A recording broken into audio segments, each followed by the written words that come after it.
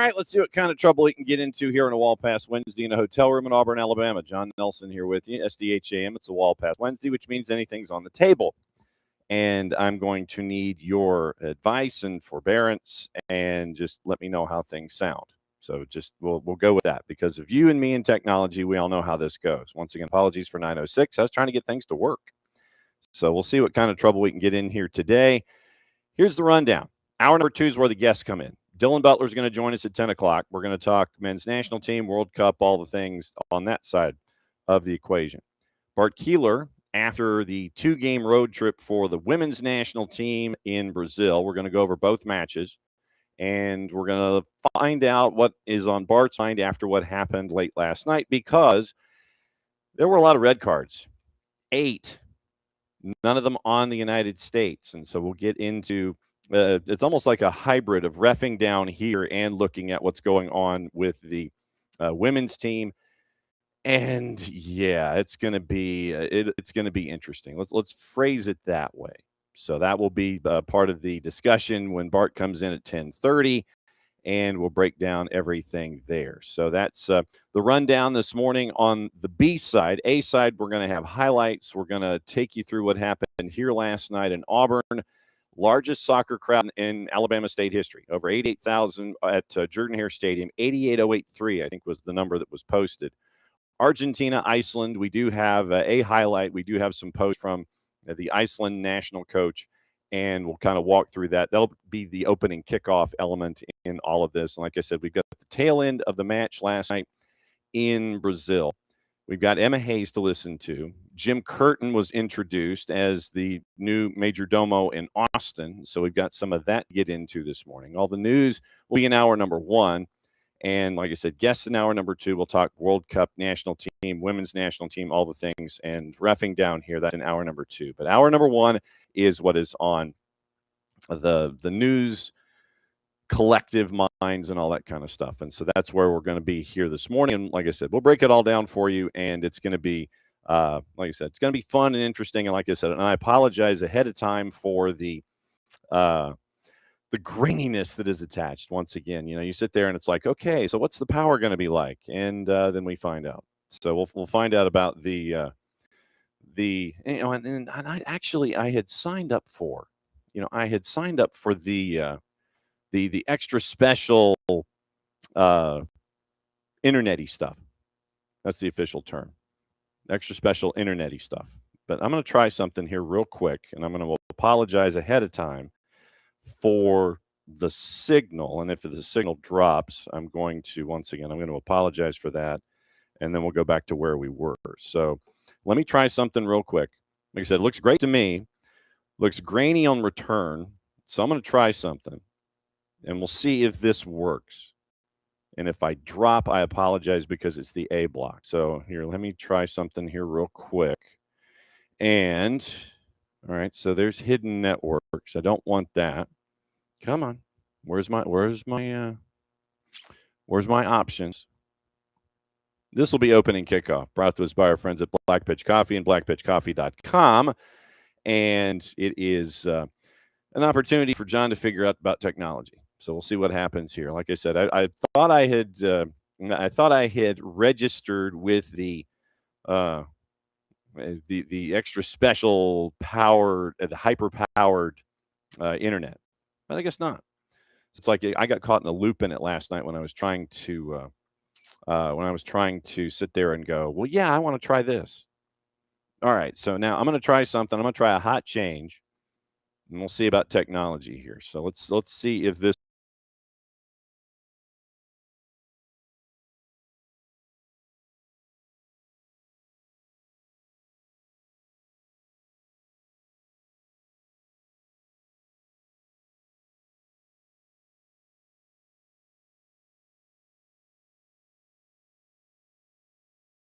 If the technology in and of itself is better here, and if it in fact looks better, sounds better, is better, let me know. That's the biggest thing in all of it. When it comes to the signal, it might be a little better. We can go there, but it's also kind of drifty. I don't know if we really gained anything by doing that. So tell you what, let's go and we'll go back to the we'll go form here. And so I'm going to apologize ahead of time.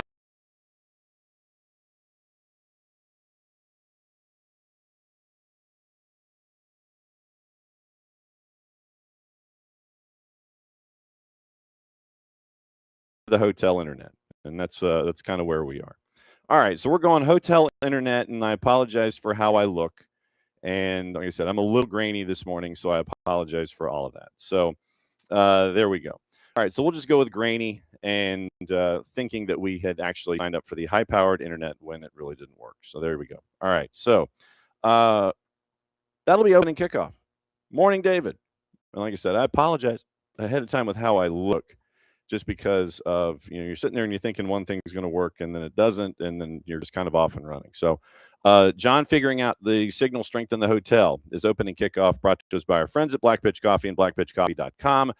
Start the day with all the news that's fit to print and all the news you need to know. Start your day also with Black Pitch Coffee and blackpitchcoffee.com. Hearty beans from Brazil and Guatemala. They are part of the SDH community, so you can be sure to start your day off the best way you can with Black Pitch Coffee and blackpitchcoffee.com. All right, so here we go. Last night here in Auburn, Alabama, it was a moment for the state of Alabama and for soccer in the Southeast. For soccer, and this also might be kind of like section 2 of the whole thing with opening kickoff. But last night here in Auburn, largest crowd ever in the history of the state to watch a soccer match. 88,083 was the announced number. And for the record, we are efforting the Auburn University soccer community to come on and discuss the residuals and the experience and all that kind of stuff. And we'll keep you posted on that guestage as we go. So you had last night, and there's a written piece that's up at soccerdownhere.net about it. But one thing that I wish could have happened, I wish that Mother Nature would have been distracted and not basically just dumped an entire bathtub on Auburn as a community over the latter sections of the afternoon and early part of the evening. Because what you ended up doing was you denied the social element of all of this.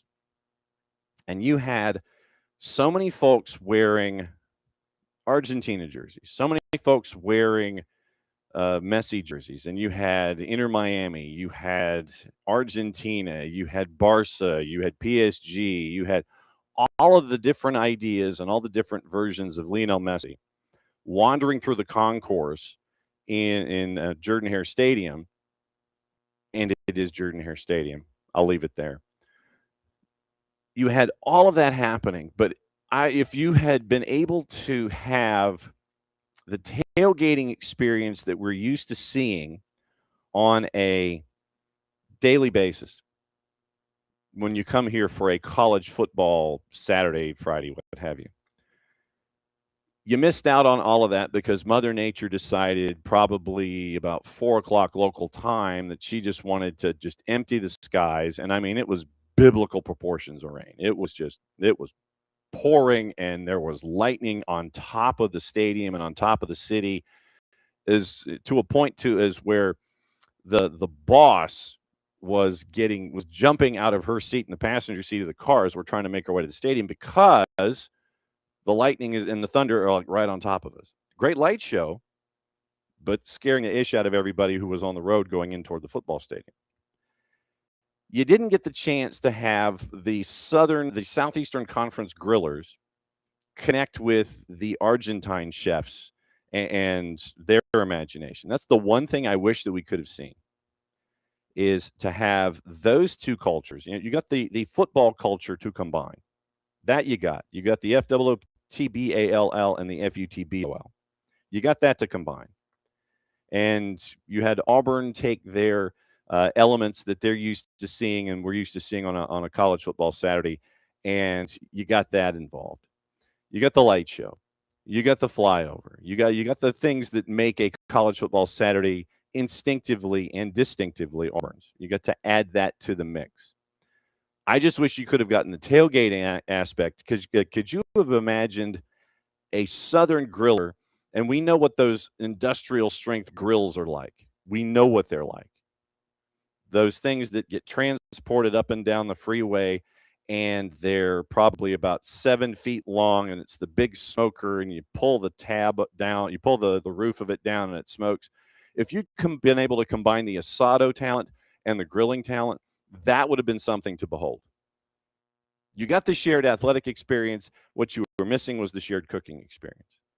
And I'd like to thank Mother Nature for just basically ishing all over the whole thing. So it was that was the one part in all of this that I wish we could have been able to sample, was how the forces could have combined, and you could have had a truly amazing experience when it comes to the combination of the asado A-listers and the grilling A-listers. That was the one part that really would have put this over the top.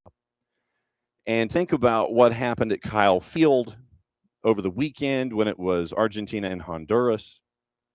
You combine that, morning, Will. You combine that with what happened here in Auburn, and it's almost 180,000 people.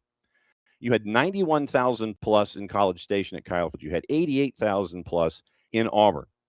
Morning, Ricky. And Ricky, I have your match day scarf. I have it. It is in my possession. So we just have to figure out how to get it to you. That's the big thing here. So that's the larger thing for the priority with Ricky. I have his match day scarf. So if you have 180,000 people in 2 locations, in 2 of the places where we know it just means moss, and I'm trying to convince Jason that we probably should just go ahead and fire off that this is an SEC, where it just means moss. We need to add that to the trademarks that we have. 180,000 people in 2 places over a 4-day period in the Southeastern Conference cannot be wrong. It's not, we know this as an audience. We know that this is not, for a double negative, this is not an atypical happening. And to be able to show off and reinforce what we know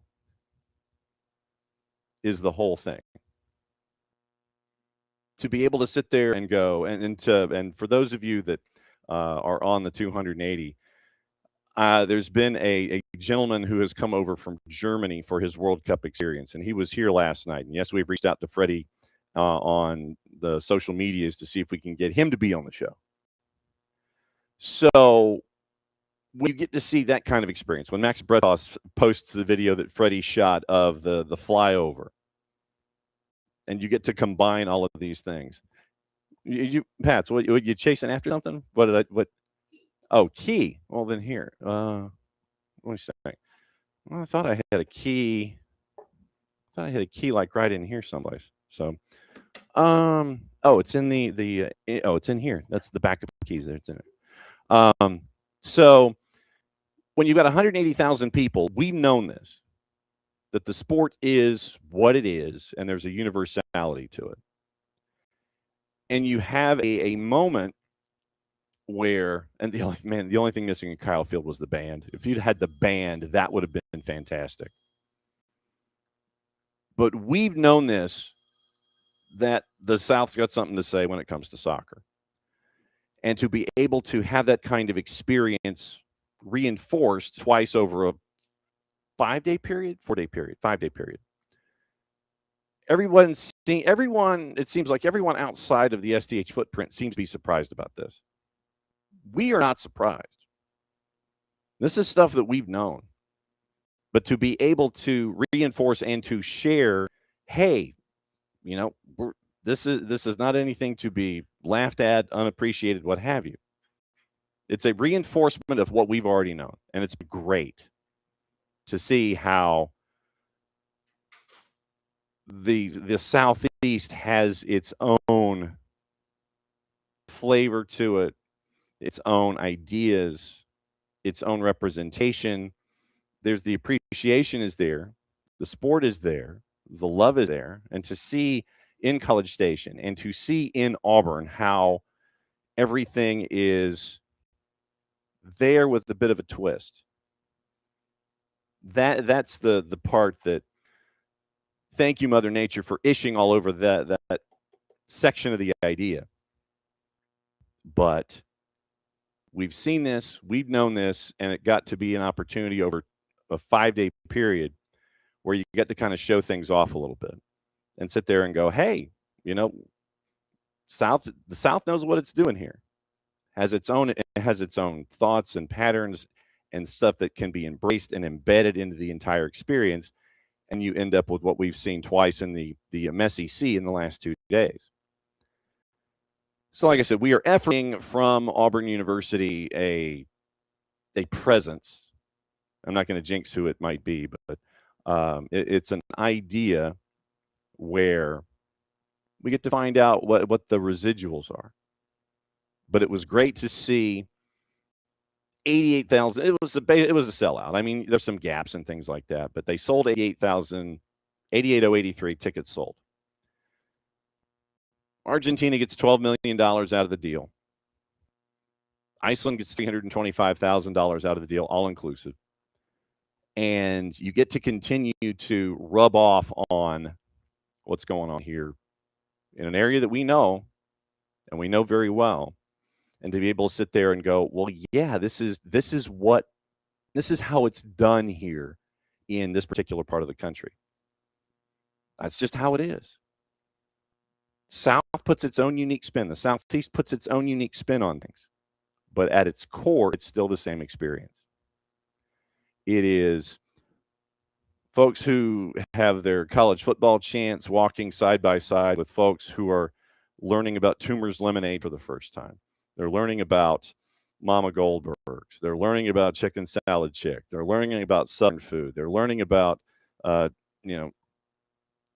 twists that are there. So the shared experience, and that's what this tournament that we're about to continue to blow up here at the network, it's what it's all about. It's about welcoming everyone in under the proverbial tent and going, we all love it the same. It's just we look at it a little different. We can have our differences when it comes to who we think the best is and who we think what's going to happen with this team and this matchup and all this kind of stuff. And if you're doing brackets, you better do them now. Don't know, Katie. I hope he is. Well, I hope the Argentines took over Skybar.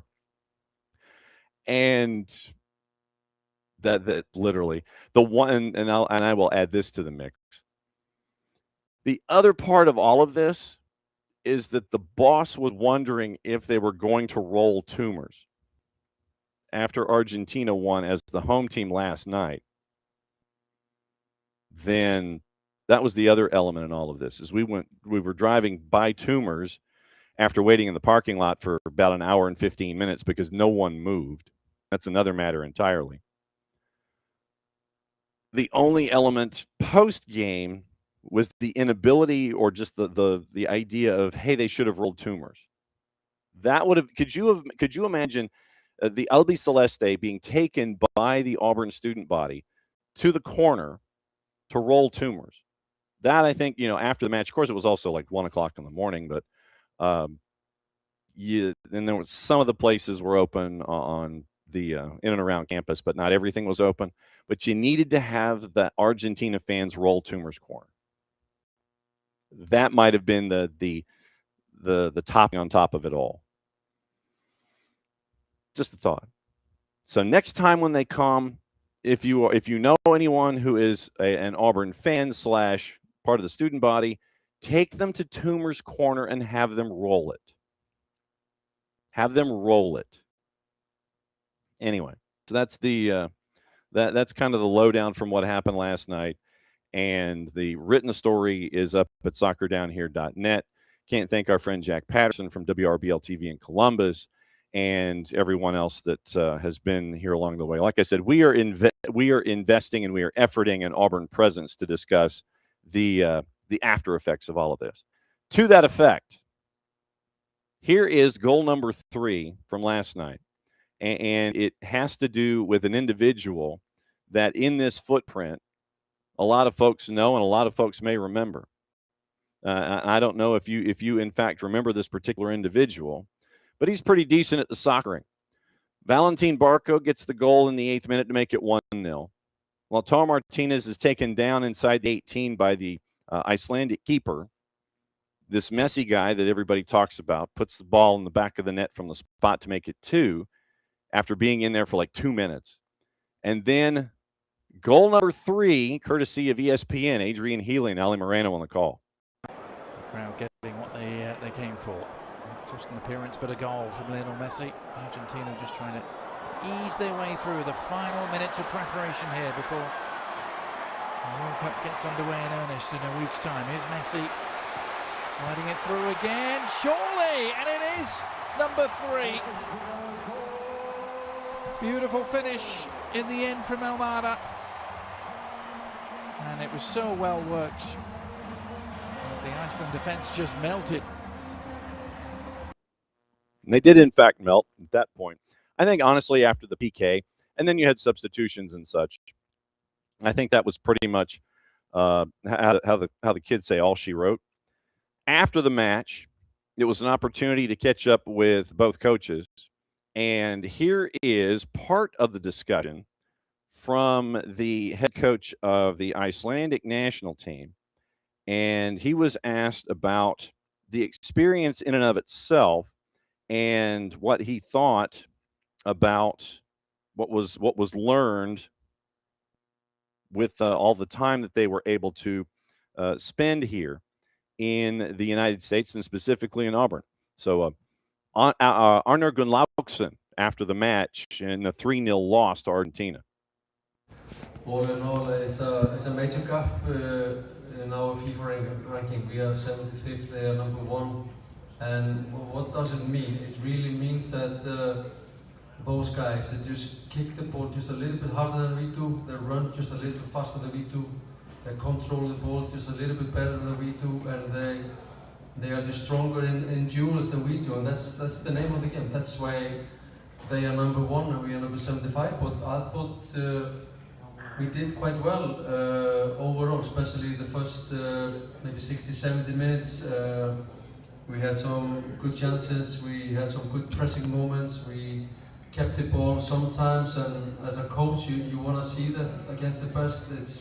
It's really easy to go into these kind of games and play a low block and don't touch the ball for 90 minutes, but what's the purpose of that? So I thought we gave a good account of ourselves, and obviously towards the end with all the substitution, the game kind of went chaotic, but all in all it was a great experience to be here, great experience to share a few minutes on the pitch with the legend of our game. So I'm usually not this happy after a loss, but I can settle for this loss based on the experience we will gain from this match. Arnar Gunnlaugsson after the match. And just to give you an idea about just some of the stats, if you want to get locked into this, because it was a 3-0 win for Argentina. Most of the big guns for Lionel Scaloni, they were on the bench to start. There were some substitutions that were made at halftime, and I think that they maxed it out at like 11, so you could swap out whomever you needed to if you wanted to. Rulli was in net, and it was a 4-4-2, which is what Scaloni has been able to. He's kind of tweaked things with the injuries and the monitoring of folks' health getting into the World Cup itself. Rulli in net, back four, Medina, Martinez, Otamendi, who wore the captain's armband, and GI, Valentin Barco, Palacios, Gio Lo Celso, and Simeone were your midfielders. 2 in the attack up top, Lopez and Nico Paz. Substitutions that were made at the break: Christian Romero, Enzo Fernandez, Rodrigo de Paul, Alexis, Lautaro Martinez in at the break. Thiago Almada came in with 30 to go, as did Nico Gonzalez. And then Montiel and Messi came in with 20 to go. So you end up with 9 substitutions. Julian Alvarez did not play. Ovando, Capaldo, Nahuel Molina, Juan Musso, and Beltran did not play for Scaloni. So that was the lineups and the minutes that were there. And you figured that since Scaloni did say that Messi was going to play, and with conditions being what they were, any of the big guns, you figured that was wiped off the board when the skies opened up. And that was another thing. Go back, and this is the request for the day. Go back into the TIC, and if you're looking at it, TYC Sports, TIC, go back into their Twitter account. They were live from Jordan-Hare, and they were seeing, after the rain had happened, they were just marveling at the squeegees and the army of squeegees and the jet engine dryers. They were marveling at that. And at the point that Jarrett Smith and the rest of us were making during all of the rain that was happening yesterday afternoon, don't mess with an agricultural school when it comes to cleanup. They were locked in place, and it was pretty good. So big chances, 5-2, total shots 15-6. It was 34 fouls called in the match. And Rosendo Mendoza from MLS was the man in the middle. Rosendo Mendoza, for those that may not necessarily remember, it's like we do talk about him when we do discuss center refs and things like that. Rosendo Mendoza was the man in the middle for the Inter-Miami Philadelphia Union match that was beyond chaos at the tail end of the first part of the season, first third of the season. The Sunday night soccer match in Fort Lauderdale with Messi and friends in Philadelphia that went off the rails. He was in the middle for that. He was also in the middle for Atlanta United and FC Cincinnati earlier this year. So that's your baseline for Rosendo Mendoza. Lost control of the match with Iceland playing the way that they play. Very, very physical. Didn't assert himself early on. Should have probably given cards a lot sooner than he did. The 21 fouls that Iceland committed, 6 of them he considered to attach yellow cards to. And for Argentina, it was 2 yellows on 13 fouls, but 6 yellow cards on 21 fouls. Frankly, it could have been a lot more, and probably should have been a lot more. Honestly, it should have been a lot more. And you probably should have been down a man if you were Iceland, because there was some nasty stuff that was going on in there. And Rosendo Mendoza didn't pull the trigger early. And this is a discussion we'll get into with Bart in about an hour, having to do with refs and control. So that's part of the discussion. But Rosendo Mendoza was in the middle last night, and it got pretty heavy pretty quick. So 34 fouls were called, 21 of them on Iceland, and 6 yellows on Iceland. Shots on target, 7-1. Twice they hit the woodwork. I thought it was more than that. Shots off target, 5-4 for Iceland. Shots inside the box, 10-5. And touches inside the opposition 18, 32-8. But this is Iceland playing the way that they do. They don't want possession. Ball's got cooties. Possession ended up 2-1, even as a game was 3-0. And you had literally a team that did not want the ball. They wanted to try to create turnovers, short fields, clinical finishes. Iceland kind of did that. That was their way, and then they were very physical and fouled to a further extent than they should have been allowed to, frankly. And fouls in the final third, 6-2, and it was kind of the end of the run there for Iceland going up against Argentina. So passes in the final third, 79 out of 96 for Argentina, 32 of 59 for Iceland at a total of 54%, 23 long balls compared to 19. It was kind of, when it comes to the duels, it was 38-33. Iceland had a little bit more success in the air than Argentina, who was doing well on the ground. So recoveries 34-29, clearances 11-6 to Iceland. And so, but yeah, the bigger numbers in all of this: passes in the final third, 79 out of 96, 32 of 59, possession once again 2-1, even as you were chasing, 15 shots compared to 6, 7 on target compared to 1. And Arnar Gunnlaugsson, the head coach of Iceland, was happy about the experience, and a good time was had by all. But no, it was a great thing to see last night. And once again, 180,000 people in 2 SEC markets can't be wrong. I don't think they are. But it just reinforces over the last 4 or 5 days where things stand. So no shocks. All right. let's get into all the other things that happened yesterday, and obviously let everybody know what's going on the Twitch pitch. And thanks to all of you folks who've already chimed in this morning. And we'll rock and roll from there. All right. Other stuff going on. And so, of course, my rundown has gone completely sideways here. Looking at all of the other events from yesterday, let's get into the highlights themselves of what happened with the women's national team in Brazil. Second match of a 2-game road trip in Fortaleza, and it was a crowd twice what was experienced the first time at Neoquímica. Neoquímica had 30,000. Last night in Fortaleza, they had 56,000. This was why Emma Hayes scheduled these trips, and this trip specifically, to get ready for next year's World Cup, to be ready for moments like what happened last night. And like I said, when Bart comes in about an hour, we're going to break down what happened, and it was, in fact, a breakdown. So that was an unintentional proper choice of words. It got out of control, and the listing of all of the activity that happened involving refs going like this is insane when you think about it. So here is the end of the match, the end of the match, courtesy of our friends at TNT.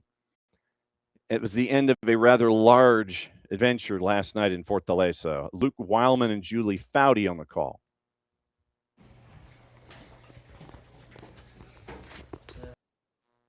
I think what I probably did is, did I load the wrong thing? I might have loaded the wrong thing. Hang on just a second.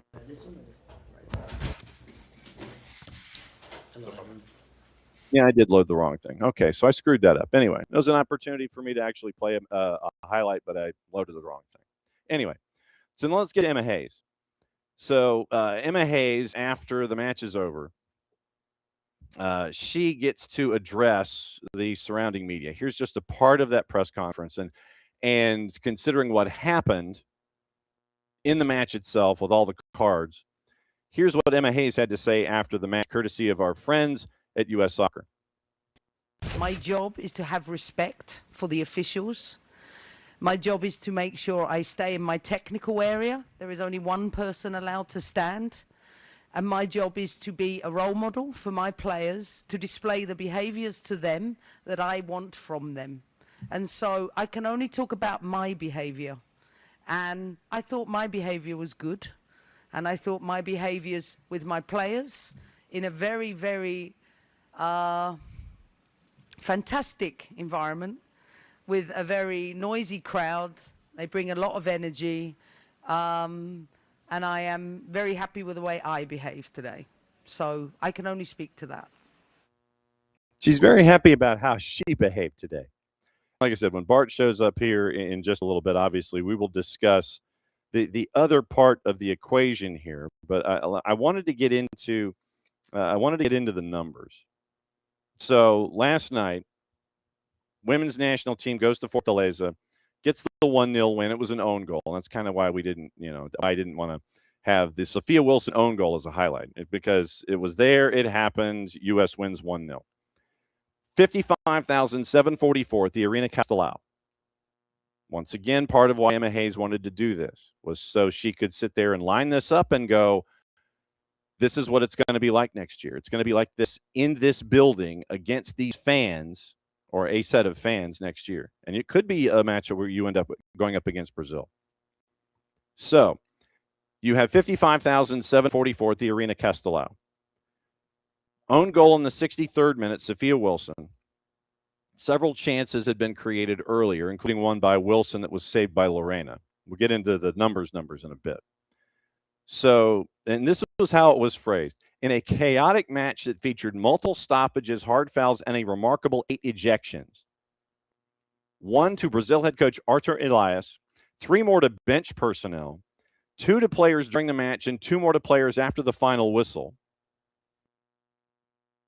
Through just one of the USA's 13 shots found the back, just one of the USA's 13 shots found the back of the net. Team had 55% possession. Brazil had 6 shots on the night, none on target.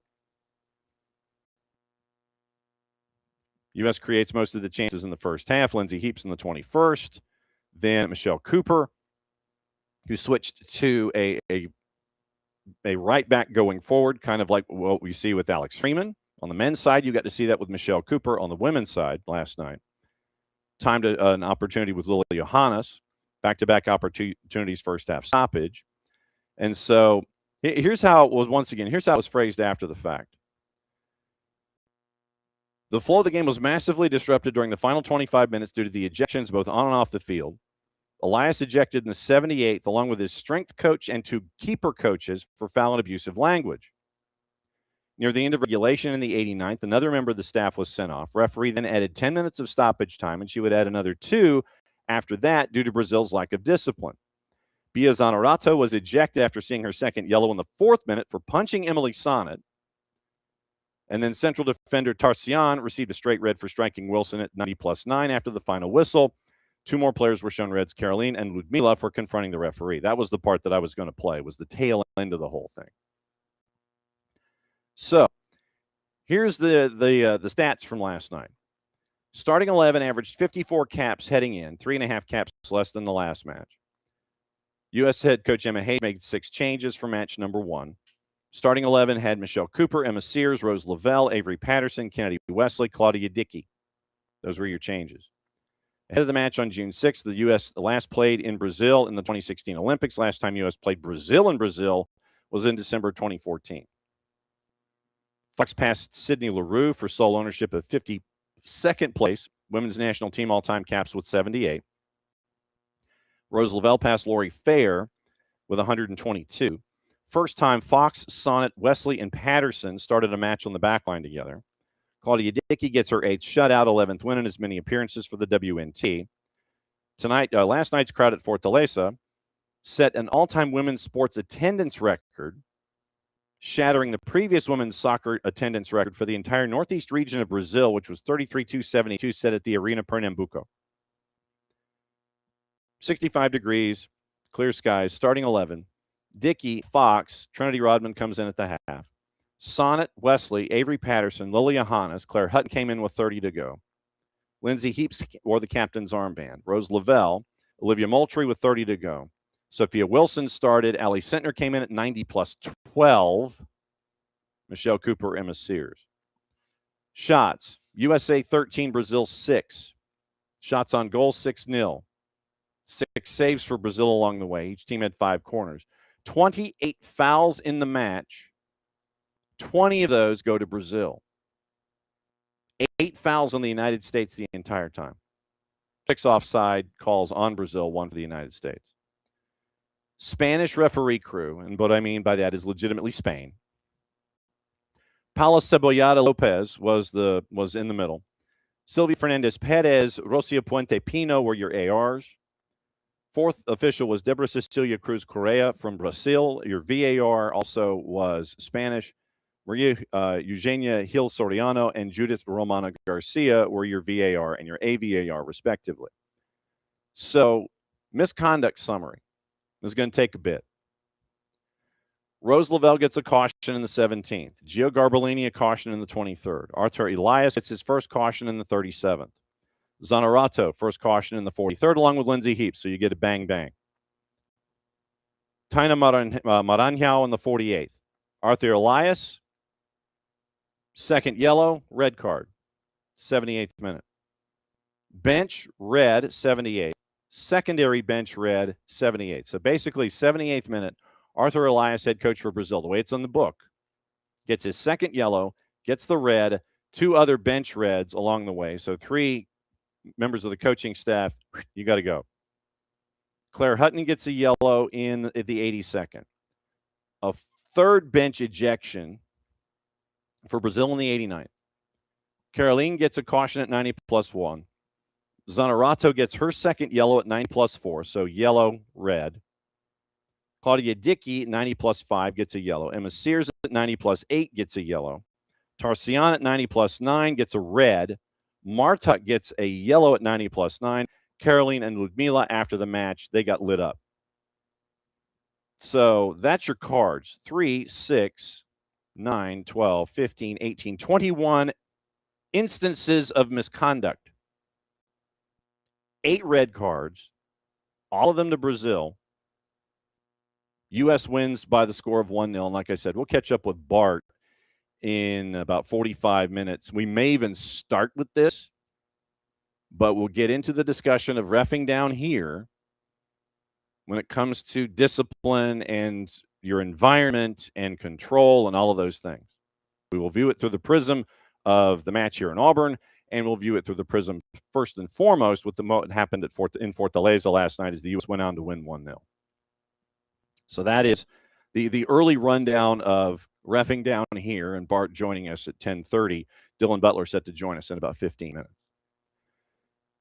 Also on the board, Jim Curtin was announced as the new head coach in Austin for Austin FC. And the intriguing part about this is that Jim Curtin was first. Traditionally, in a situation where you're naming a new head coach, it has to do with getting the sporting director in line, and then the sporting director, and then you go top down. While indications, Jim Curtin is going to have impact / influence and input on who the sporting director is going to be, which is a unique situation. You're handing the keys over to your head coaching hire, and this is going to take place once again when the season's over. Jim Curtin will take over at Austin, but Jim Curtin will have a say in the sporting director. Quoting him, he had several other opportunities, both within MLS and abroad. One of those was Portland. Stumptown Fee said as much. City of Austin's unlike anywhere else. Chance to compete for this community, simply too compelling to pass up. Some of the finest facilities in all of MLS. Q2 is one of the great venues in North American soccer. Anthony Precourt, once again, sidebar. Anthony Precourt knew what he was doing. A lot of people yelled at Anthony Precourt when he was leaving Columbus, but he had in the agreement to maintain, I have Austin, Texas. Q2 was built, and the only thing that I have an issue with in Austin when it comes to their fever for the sport is that Q2 for me is too small. It is too small. It's low 20s, if I remember correctly. I can look it up here in a second. But it's low 20s when it comes to capacity. When Austin is doing well, and when you have international events, that's great. Place is packed, no worries. When they're not doing well, the stadium, let's say, has empty seats. And you've seen that with Austin at Q2 of the last couple of years. But I think from a larger venue perspective, I think it's too small. And I honestly do not know where you can expand Q2 Stadium, because it is condensed and is jammed into a space where press box side, if you decide to go up and out, you're going out over the property line and you're knocking yourself into a business park. In the south end zone, it is parking. You could probably do it there, but you'd have to, once again, all of this is contingent upon peeling that roof off. You could probably add another layer in the supporter section. And if you wanted to do a 200 level, but you're going into the VIP parking area, there's like a small parking lot in that end zone. And that would have to be sacrificed. You might be able to do something if you're watching it. If you've ever seen a game on television from Q2, you might be able to do something on the end zone to your left, because that has been vacant. That's like vacant green space and park space and wandering space for folks.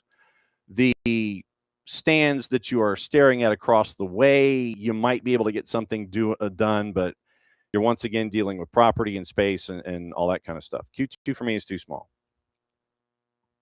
Q2 for me is too small. But Anthony Precourt knew what he was doing when he put Austin, Texas into his oh, by the way, when he signed the agreement in Columbus. Curtin continued to walk out in front of the supporters in that atmosphere. It's a privilege I don't take lightly. Passion of Austin FC faithful, known across the league. Our goal be to give you a team that fights and makes you proud every time we take the field, end quote. That was part of what Jim Curtin said. Here is more of what Jim Curtin said about Austin, Texas as a club, about Austin FC as a club. And this is from the press conference yesterday. Jim Curtin talked for 52 minutes about Austin FC. So here's part of that conversation. I have had a good track record of finding unique ways to maybe punch above our weight in Philly. Again, you don't have to spend the most. I think you have to spend smart, though, in this league, in a salary capped league. So there's certainly things that through analytics and data and the support of Peak Six, which we have with our owners, Matt and Jenny, which is an incredible resource to have. We will lean heavily into that. It eliminates those errors. It can help in recruitment. It can really pinpoint, where the weaknesses of the opponent are. So again, all those things will be utilized to try to put the best roster together for Austin FC. We will leave no stone unturned. I don't do things perfectly, but I will admit when I make a mistake, and I'll put my hand up, and I'll be willing to move on from certain things and try to improve and do what's best for Austin. So I take a lot of that ownership on. There's little things and very quickly at the data that I value, and that maybe is different data. We're going to have Austin FC data that matters most, right?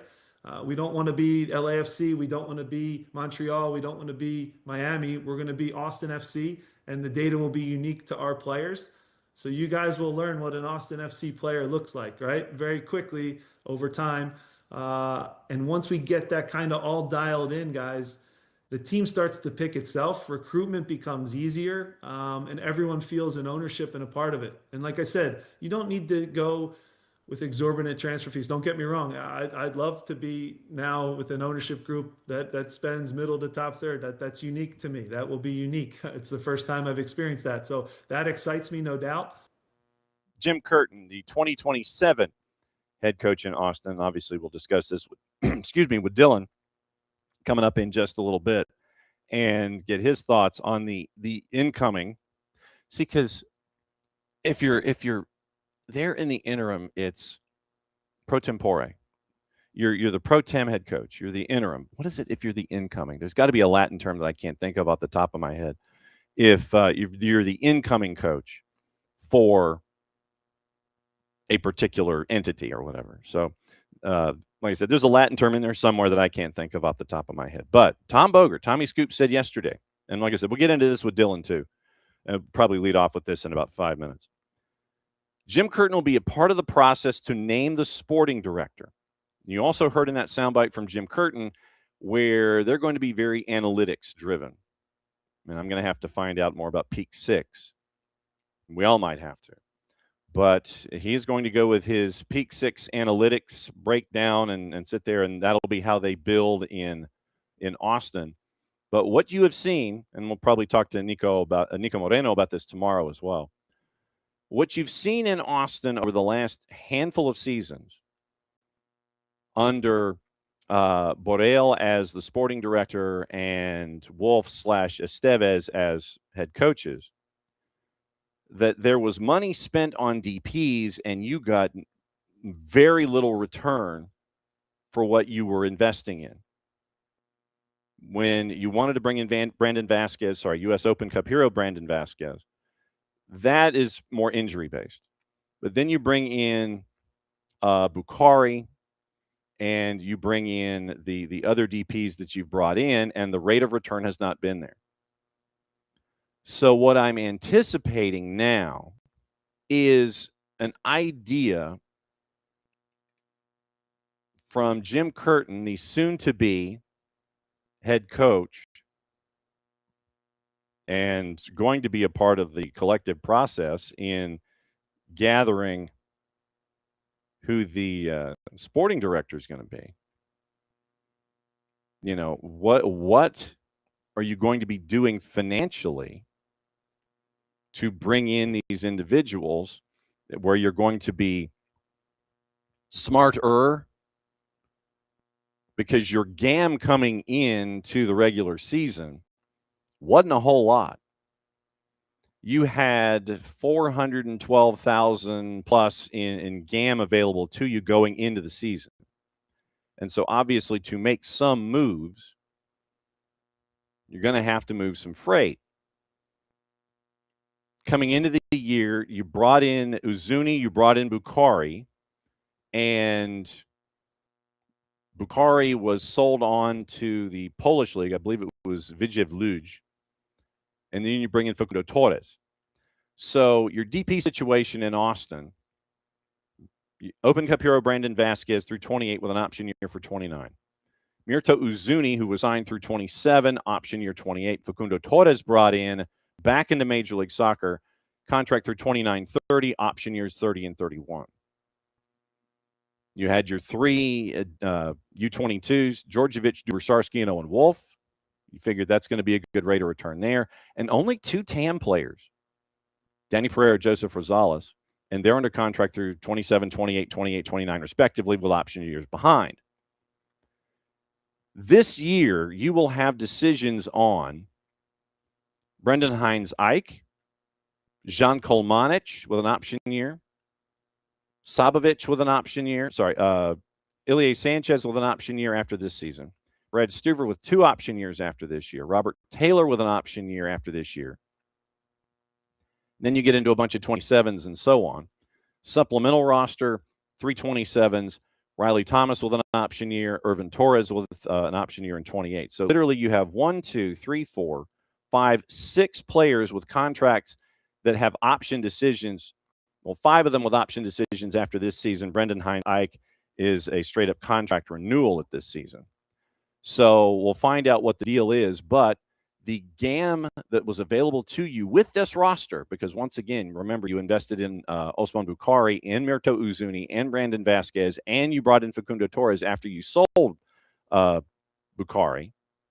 It's a lot of investment, not a lot of return. $412,000 in GAM left available. That's not a lot. So you got to figure out what you want to do.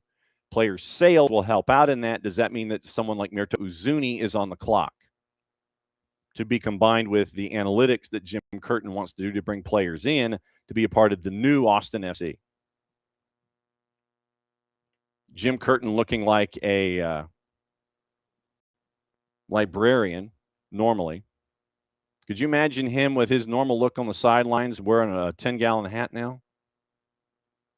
Has his long coat, has the big long coat. Like he just, came in from riding the range.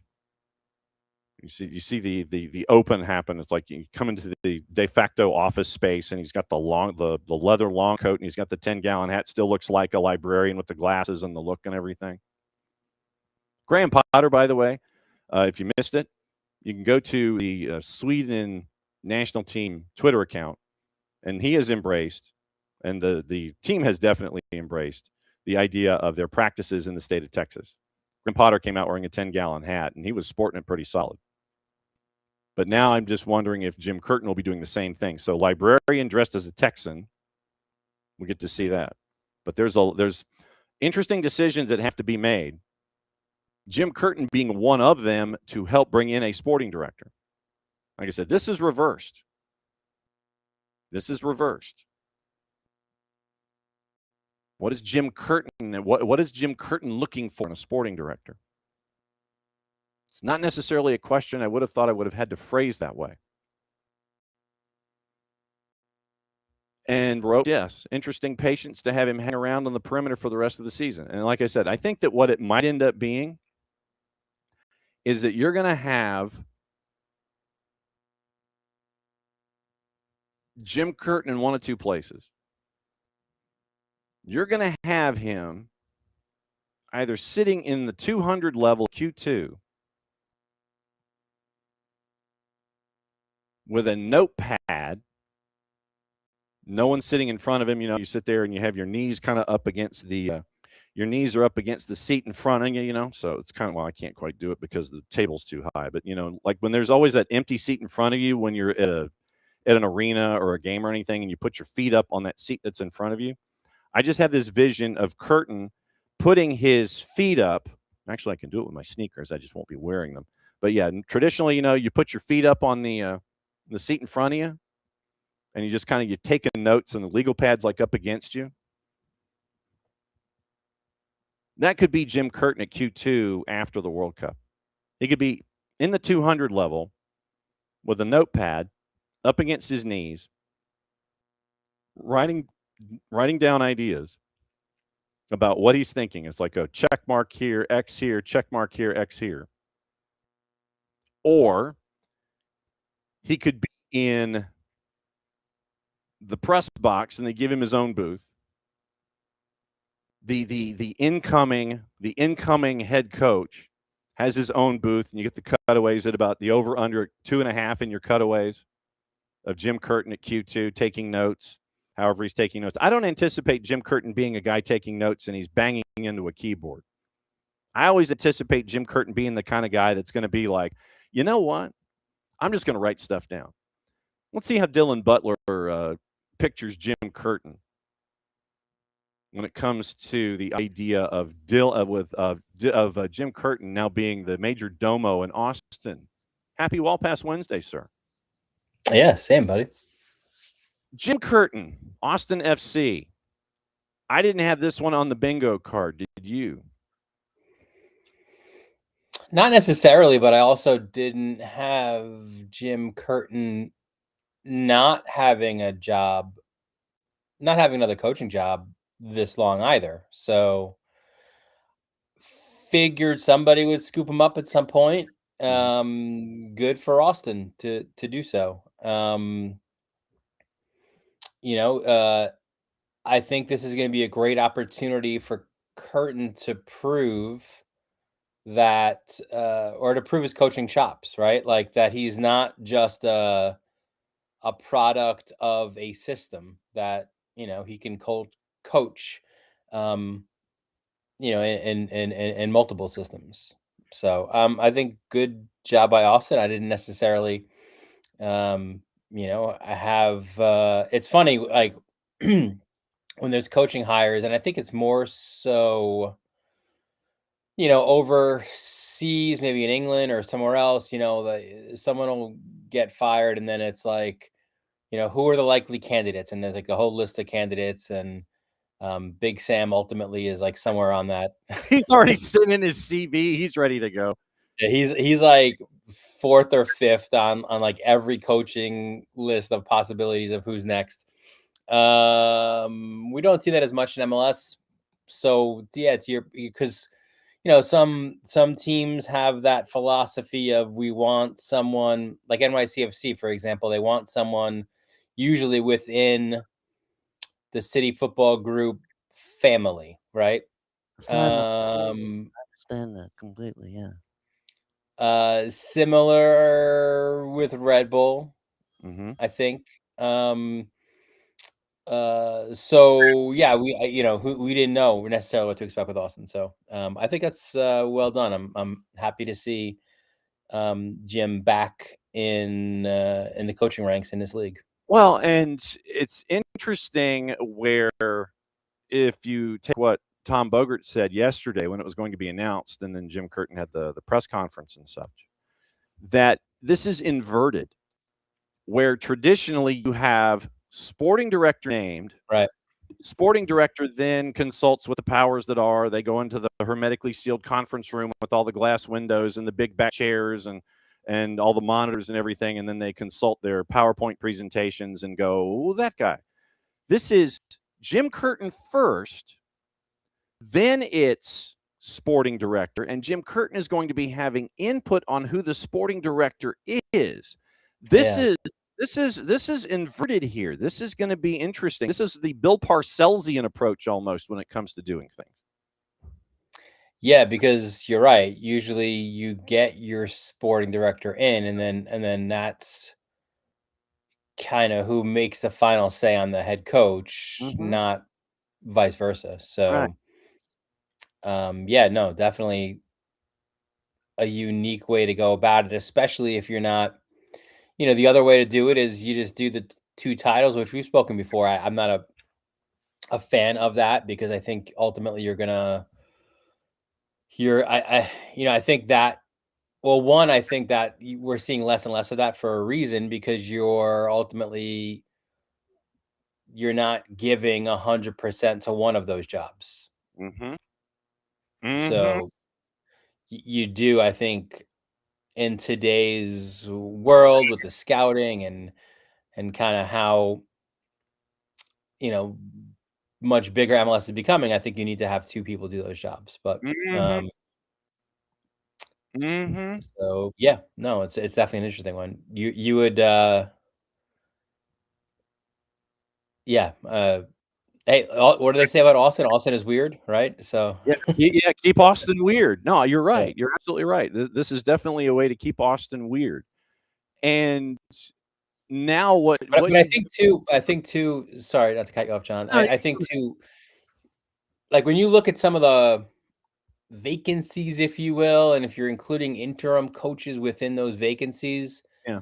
I don't know if there's as many landing spots as maybe we thought there would be, right? Like it seems like maybe Columbus is gonna stick with their head coach, right? Courtois, yeah.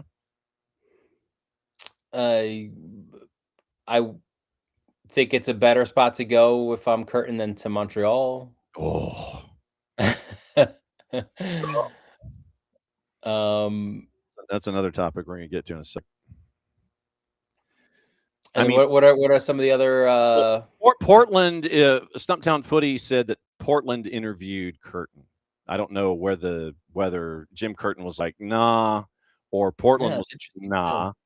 But do you go back down? Do you go that road? And I know that one of the reasons that Jim Curtin did not immediately jump back into the coaching game was because of kids and coming of age and going to next level schooling and all that kind of stuff, and he wanted to kind of hang tight.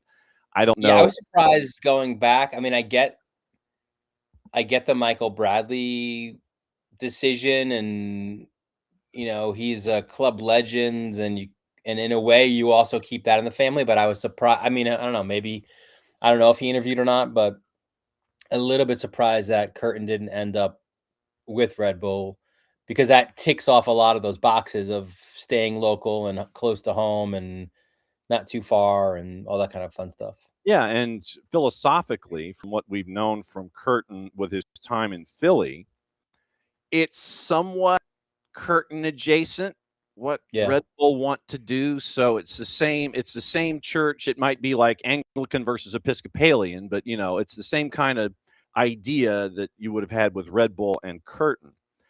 And before you came on, I was just trying to figure out, okay, I have this vision now, Jim Curtin, the rest of the year at Q2. He's either going to be in the 200 level with a notepad and his knees bracing the notepad, and he's taking notes, or he's going to be in his own booth at Q2 taking notes. That would kind of unnerve me if I'm the interim and I'm going, I know that I'm a part of the academy and I know the younger kids and all that kind of stuff, but having a dude looking over my shoulder who's going to be the incoming head coach and is going to have say in the sporting directorship.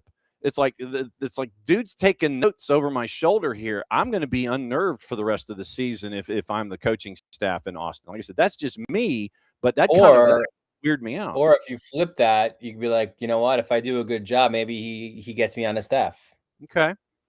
Right? Yeah. Like you can, like you're almost kind of auditioning for a spot there as well. True. And so, like I said, it's just you wanted to keep Austin weird. You got to keep an Austin weird. Oh, who's the mug today?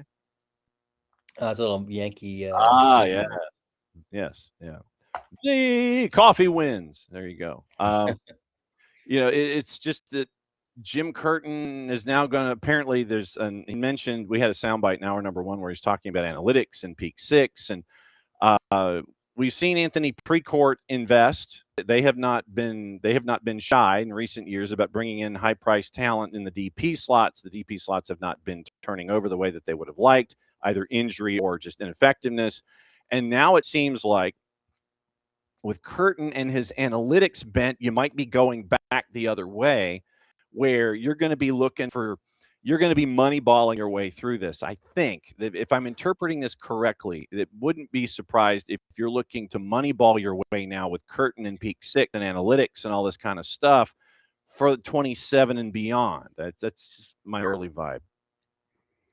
Well, I mean, and then to that point, you've got a guy, right, who's familiar with that, but also who has, kind of excelled in that, and getting those, bargain basement yard sale guys to perform well in MLS. And then also, if that's the philosophy, then it's going to be interesting to see who the sporting director is then, right? Like, yeah, you would think it would be someone who also has that kind of a background, who, does well with those type of situations. And also, you have the academy, and this has been a hue and cry from a lot of folks, where Austin FC is concerned, where Los Verdos, they are doing very well in MLS Next Pro, but there seems to be this ceiling for whatever reason with the duration, whether it was Gustavo Borrell or whomever. It's like, yeah, we've got all this talent down on the farm, but we're not calling them up. And so they hit their head on the ceiling in MLS Next Pro. They seem to be ready for MLS, but for whatever reason, probably parentheses, the investments that you're making in your DPs, you're not getting those folks up. This might be that opportunity to open the door for Los Verdos and for Austin FC2 to actually make the impact that I think a lot of folks were looking for from the beginning. But Curtin got to see that with Philadelphia Union 2 in MLS Next Pro because of all the young guys that came up through the Union system that worked out to fit those puzzle pieces there. So am I putting one and one together in here and coming up with 6, or am I close? Am I No, it right? makes sense. It definitely makes sense. It's I think you're going down the right path there. And again, with who you pick as your head coach, right? So, if, and in like an LA Galaxy also comes to mind, where they were a team for so many years, such a rich, fertile academy, and those players, for whatever reason, weren't coming up through. Well, I mean, the reason is because they did spend, big bucks on their DPs. So, so yeah, no, it makes more sense that Curtin is that guy, to lead them in this kind of change of direction, change of philosophy that they're seemingly going through. Change of philosophy. So yeah, and I can't, like I said, I can't wait to see him. And as Rope says, moleskin in hand with the long jacket, the long leather long coat, and the 10-gallon hat, and still looking like a librarian, trying to sort. By the way, not bargain basement, although maybe considering the previous prices, your buy-in tonight, if you want to walk into Madison Square Garden, is about $3,700. Whoa. Yeah, that's a not happening. That's down from about $7,600 for game 3. $7,600 for game 3? Just to walk in, sit upstairs. Wow, that's insane. Not surprising, but that's it. But that is insane, although it's not surprising. Our buddy Dylan Butler, MLSsoccer.com, hanging out with us and discussing. How about DJ Khaled, by the way? Like, what's up? Like, first of all, I don't know how much. Obviously, super invested in the Knicks and watching them here, but they're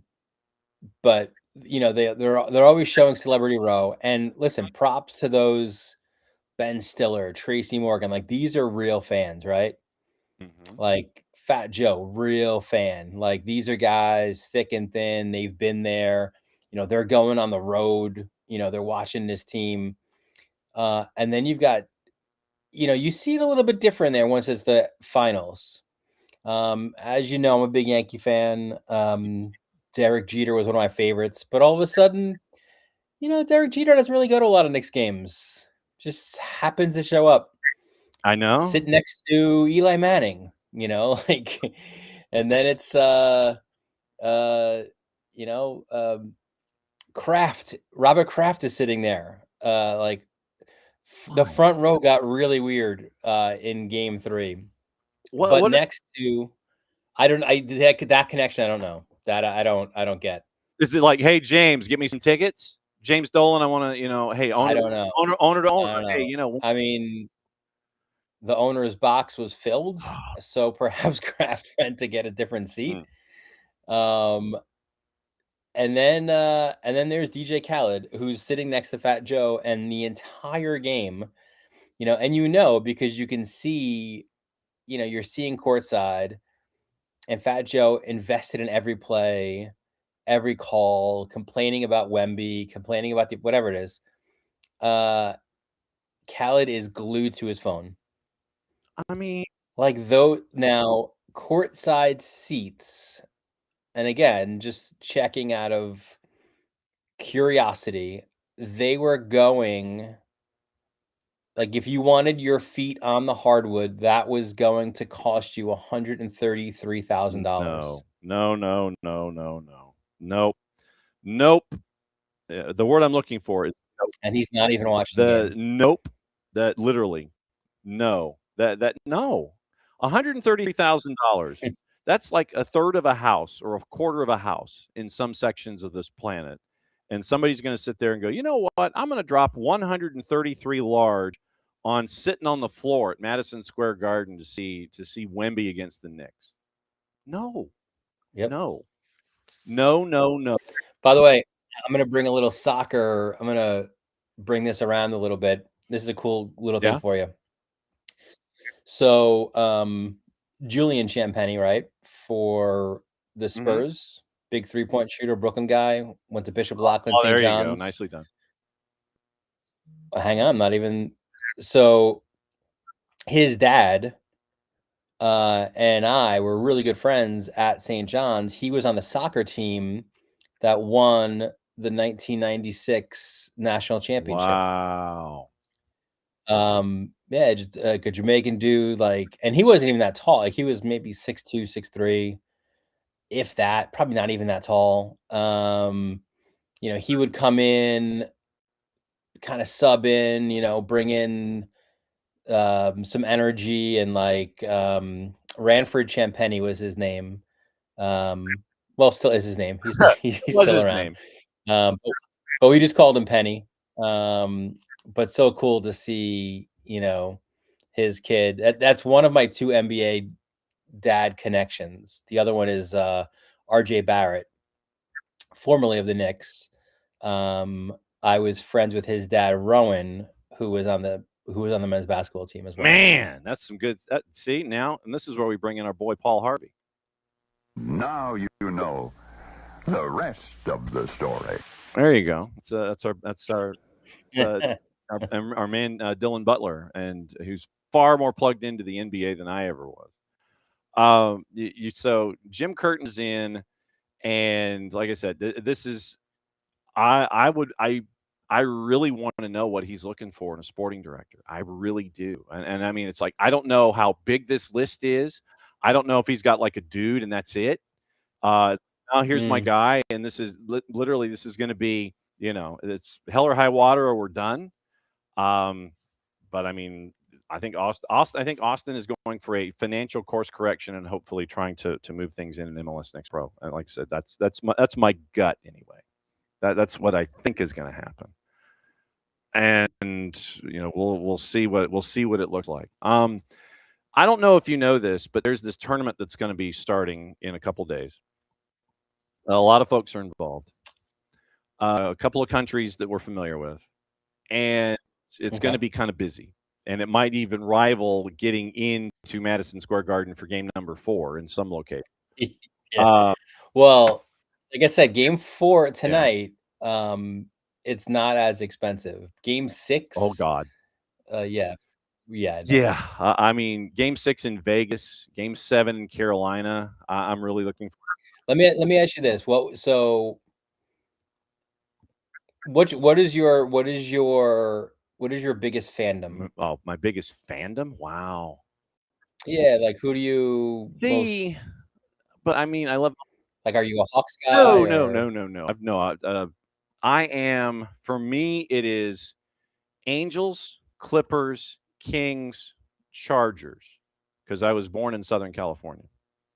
And I want Artie Moreno gone like 5 years ago as the owner of the Angels. There's a great piece, it's a deep dive in The Athletic about how bad things are. So it might be a tough one to ask for you because you're not going to see those teams. Like, you wouldn't get those season tickets. I would not, but I would probably go see the Kings if they were playing in Nashville, maybe. For sure, yeah. So here's a question for you. So you've got you're a big Knicks fan. You have season tickets. I'm a big Knicks fan. I got season tickets.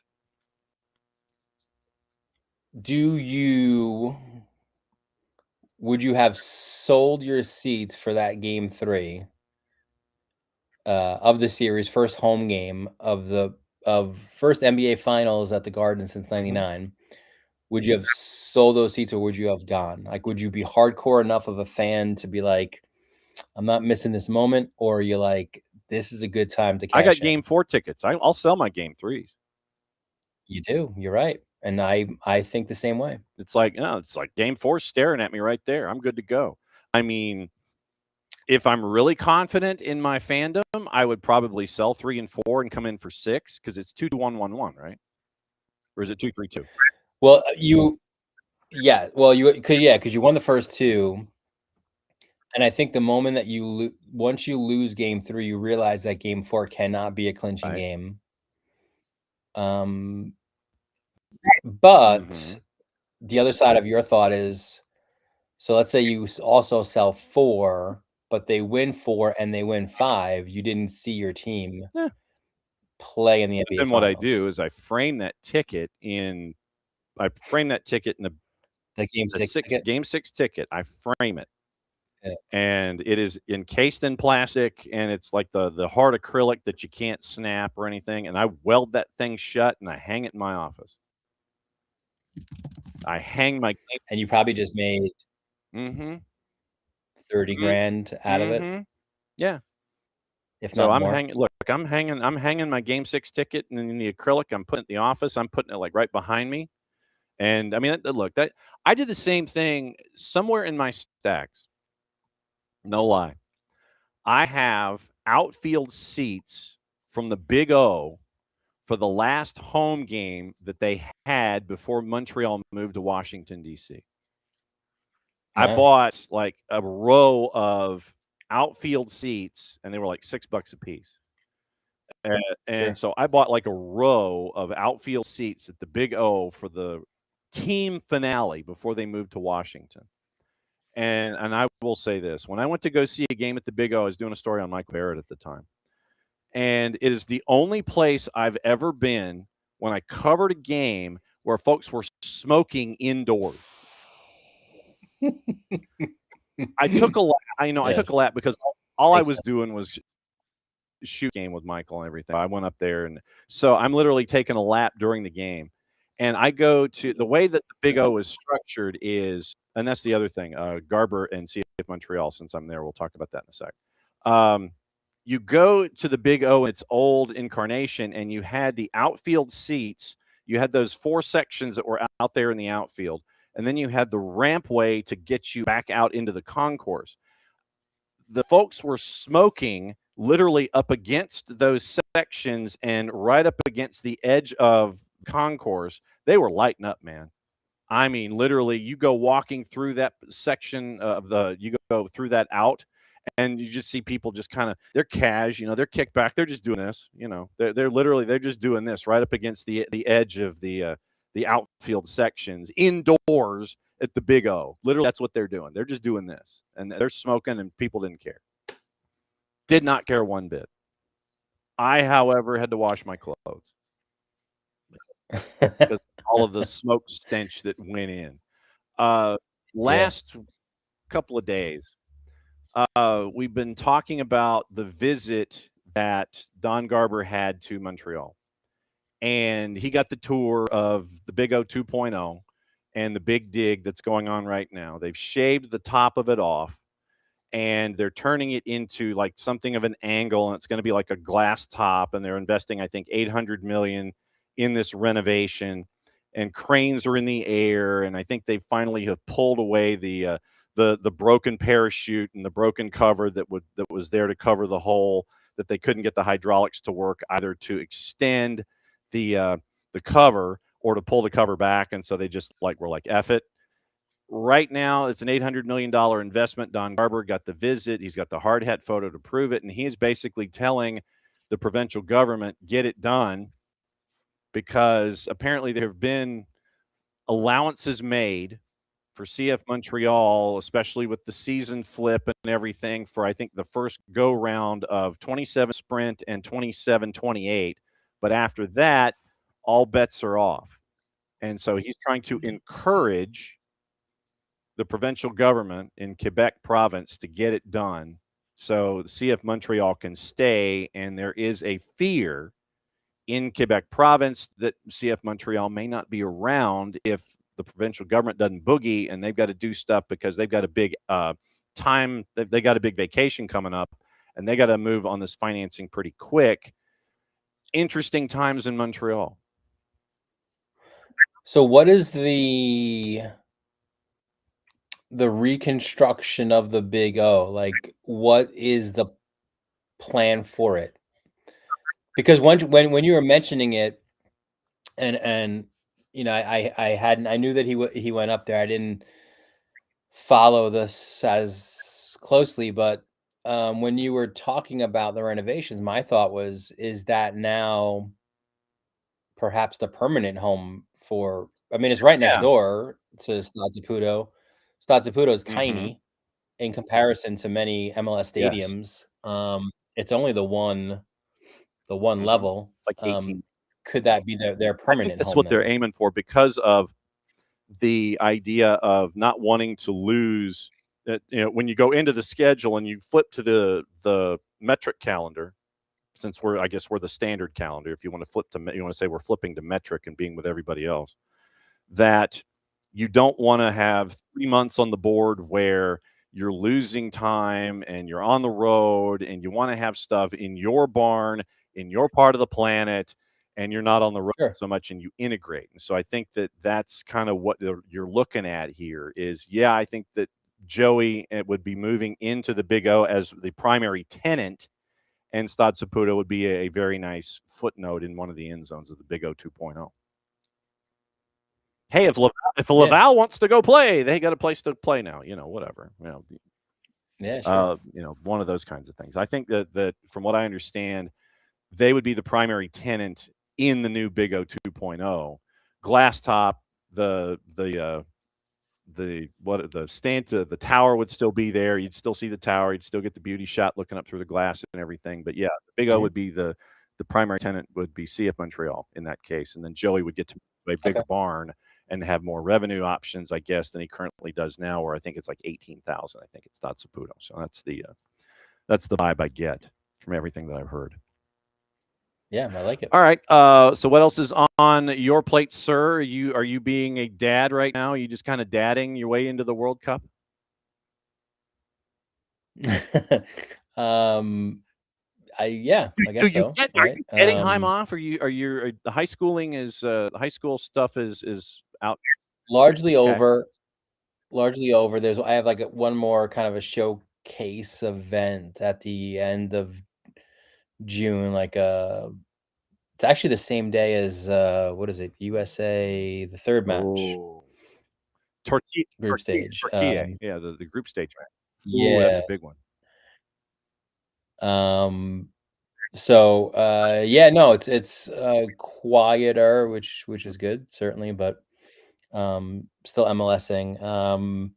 Quick thought, since I'm about to exit the door here. I think prediction wise, host wise, right? The three hosts. Sure. I think Mexico, USA will win their groups. Okay. And I think Canada will go through, but not as the group winner. That's they could be one, they could be two, they could be three. I think the gut says that they're probably going to be three and get through on points. They'll get their 4 points. They'll get in. Which is unfortunate for them, because obviously if they somehow won their group, you know, they would stay in Canada, in Vancouver, I think it is, right? For the round of 32 and even the round of 16. So, but I don't see that happening. I think they're going to be on the road. So then when we get to come back together and talk next week, the U.S. will have had one match played. I think one match, and then getting ready for a second. Paraguay Friday, right? Paraguay on Friday. And so we'll start things there, and we'll discuss all things the soccer. Great to see you, my friend. And it's always great to chew things up on a World Pass Wednesday, where God knows where it's going to go. But yes, I would sell my Game 3 Knicks ticket and pay some bills, and maybe even my Game 4 and frame my Game 6 if it's done in 5, even though I don't. You probably just paid for and have an upgrade if you want for next year's season tickets if you sold that one game. Good. I'm good. I'm good with my seats. 15 G's. I'm good right now with my seats. Be safe, my friend, and enjoy the time as the dad before you have your showcase. And is the showcase on Varsity Media or where is it? Okay. Yes. We have time for that. I think, like I said, it's June 20th. Yeah, good time to figure it out. So you'll be back here on the 17th, and we'll talk about stuff. All right, sir. Dylan Butler. It's always great to see Dylan and find out what in the wide world of sports is going on with him as he takes his sip from his Yankee mug. And now that means that we are in the final half hour of the show. And going back and forth with this individual about everything that has been going on, specifically with the women's team and their field trip. I wonder what that process was like. It's you have Fallon Tull's choice. Emma Hayes is handing out field trip sheets. We need to have your parents sign this. This needs to come back to me. Emma Hayes hands out these sheets. Wait a second here. Rose, your parents didn't sign this yet. I still don't have Rose Lavelle's permission slip, all that kind of stuff. Go to Brazil, 2 roadies, and all hell breaks loose. And, oh, yeah, we were talking about it last night as we were getting gassed in. So it's time to bring in Bart Keeler from SoccerForUSPod.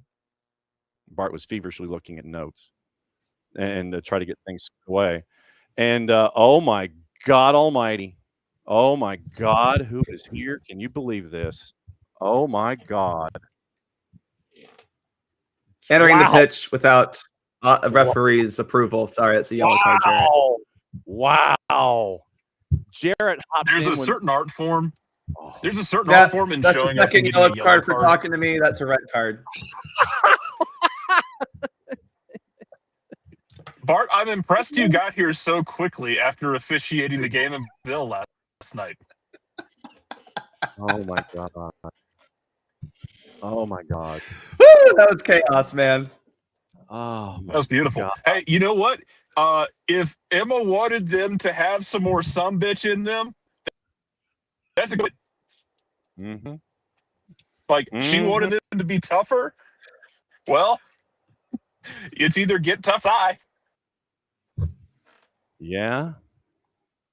That's a word to use.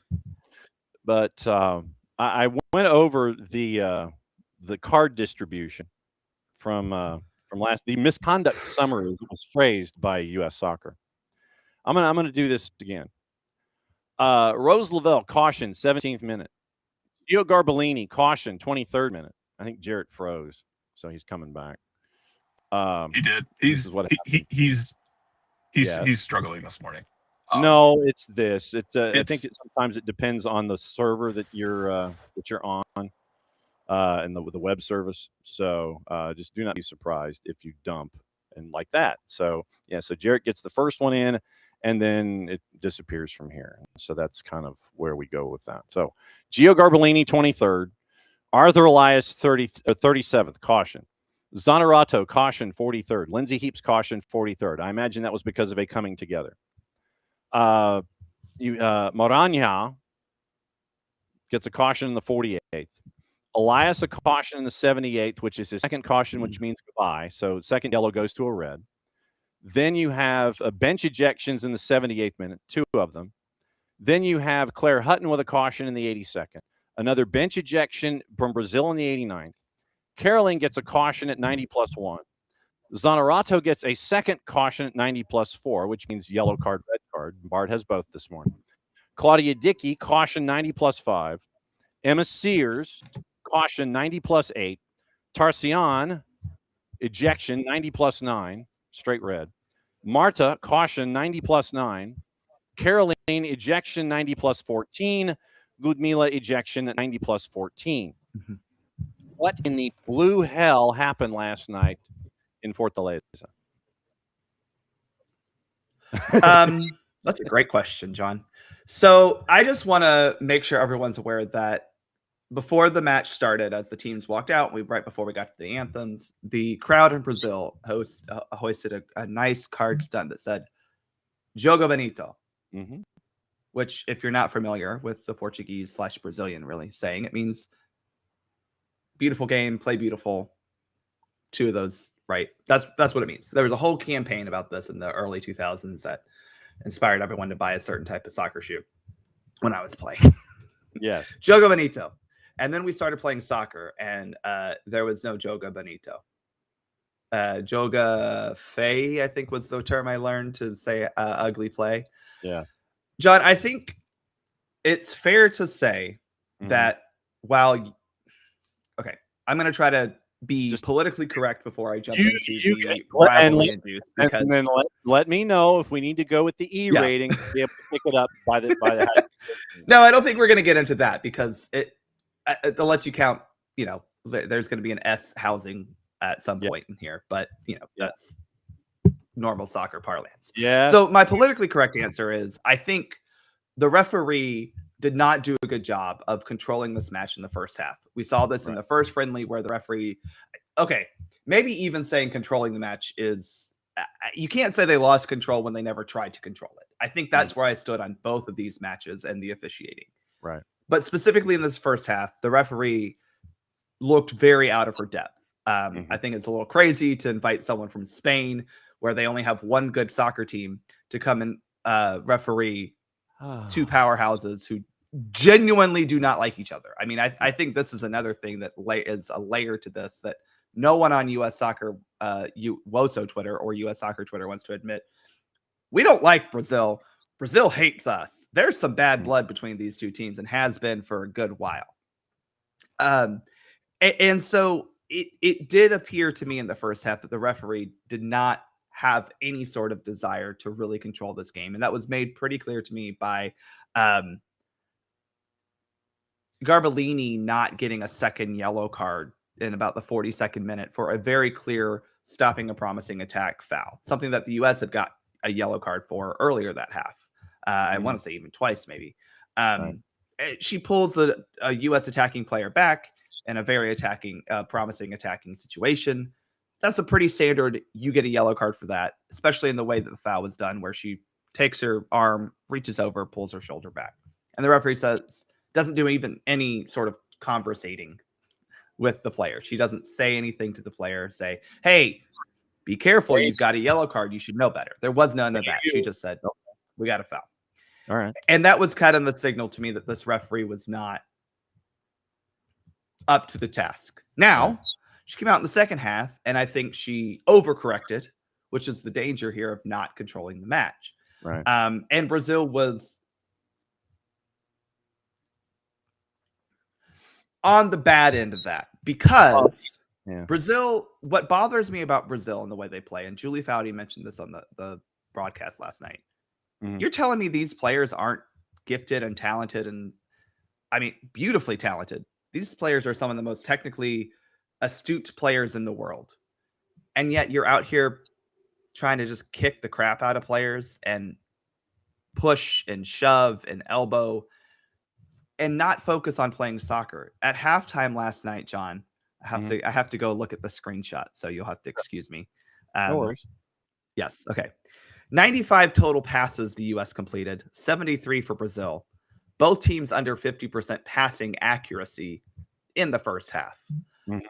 That is a very... Look, I'm not a stats guy in the way that like some of these people are, but that's a stat that indicates soccer was not being played. Okay. And if Brazil is going to do that, but be mad when referees call them on it, then that's on you, because that's what happened in the second half. Is that, yes, I agree, the U.S. was giving it out just as much as Brazil was, but as soon as they got called on it, they said, all right, fine, and they retreated. What did Brazil do every single time there was any sort of infraction that they got called for? Everything was an argument. And that's where the referee is going to, most of these yellow cards or red cards especially, were for that line of misconduct. We did have a red card that was the result of an on-field, I think that one was probably for violent conduct at the end with the elbow to Sophia Wilson's face. Yeah, that was straight up. But most of these were, was dissent, right? Most of these were dissent or even second yellow cards, because when the referee tried to control the match, and you do so by giving out yellow cards, you can't continue to do the thing you got a yellow card for. And again, that's what the U.S. understood. Okay, I got caught. Cool. All right, I know where my limit is. Mhm. And to me, that was the difference in this match. Was the U.S. learned from the first match that you're gonna have to get dirty, but there was an understanding of, yeah, that's what we're doing. Okay, yeah, you caught me. It's the I don't know, John, if your wife has any rules about what you can and can't eat at home, and probably has like, hey, John, you can't have your 4th Mountain Dew of the day. I don't know if that's what the boss hands down on you, but she does. So when you go get your 4th Mountain Dew of the day, and she says, John, Mhm. and you go, Well, I do it. When, I know. I do it when she's not home. That way, she's not looking. But you're doing something that you shouldn't be. But I needed the Mountain Dew with my 4th one. But you're doing something you shouldn't be doing, and that if you do get caught, you go, yeah, damn it. That was the U.S. They go, okay, yeah, you caught me. Brazil was the opposite. Anytime they got called out for it, it was like you have told them that their entire life is a scam, a lie. Their parents don't love them. They're adopted. And it really was distressing to see. And it was a painful watch, to be quite honest. This was a very bad game to watch. Both games kind of were. And I think it's indicative that the fact that the U.S. won on a goal that was a deflected shot, right? I do think the U.S. overall played better soccer and attempted to win. Shout out Lorena also, who had about 5 saves that you go, holy cow, how did she make that happen? Yeah. Which made the scoreline look a lot nicer and gave Brazil, the ammunition they now needed to say, well, if we hadn't gotten 72 red cards or however many it was, we wouldn't have lost. I mean, John, they were at the point, in youth soccer, if we have a coach dismissal, a lot of times coaches have an assistant coach or some other club person who's there as well. But sometimes they don't. And so we have to make sure that there is an adult, someone over the age of 18, who is on the sideline to be the responsible person. And they were about ready to have to turn around to someone in the crowd and say, hey, are you 18? Can you just come sit down on the bench so we can have someone here? I mean, that was where we had got to, because the tone was set by the coaching staff. Yeah. By Elias, for sure. yeah. And we'll talk about that as well. But it just was such a disappointing match against 2 of the best teams in the world. Right. No doubt. Jared, if you would please chime in. We're trying something here just to see if it functions this way. If you would please, sir, engage. Unless, of course, it froze there too. Wow. It didn't even work there. That was a thought. Damn it. All right. That was a thought. So yeah, exactly. Red card through the system today. That is crazy. All right. So I don't know. It might be with Jared. There he is. It might kick me again. God only knows. Well, hang on. So here, let me do that. So I'm hiding the camera. Okay. And now your audio up. So go for it. Okay. Can you hear me now? Yeah, you're good. Oh, okay. So yeah. Look, the U.S. wanted to learn how to play ugly. Like that's the way to do it. Like you can't win every game with style points. And you wanted to go down to Brazil and get uglied up a bit. You did. Wasn't pretty. It wasn't pretty. It wasn't always honorable. But I think after watching the last World Cup and then knowing you have another one coming and then some of the friendlies you've had, as the world starts to improve and get better around you, and at times play beautiful games while you're sitting at home thinking about, well, I could do that. Well, you're not, because you're sitting at home because you lost. You ain't going to win every game the same way that you want. And sometimes you're going to have to win ugly. And sometimes you're going to have to take that rule book and show that it bends a bit. Getting stuck in, getting on an orange card or 2 if you have to, getting a mass confrontation, getting under somebody's skin. Also, it feels very destined, Bart, that the U.S. and Brazil will have to play in a knockout round next year after this. Right. It's like this feels like it'll somehow be a semifinal or quarterfinal, similar to the U.S. France in 2019.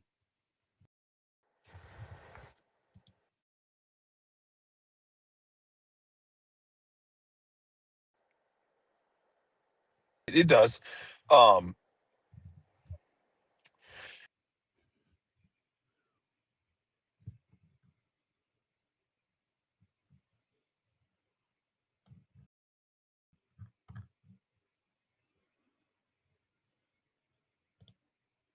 walk away for 15 seconds and it all just goes to poot.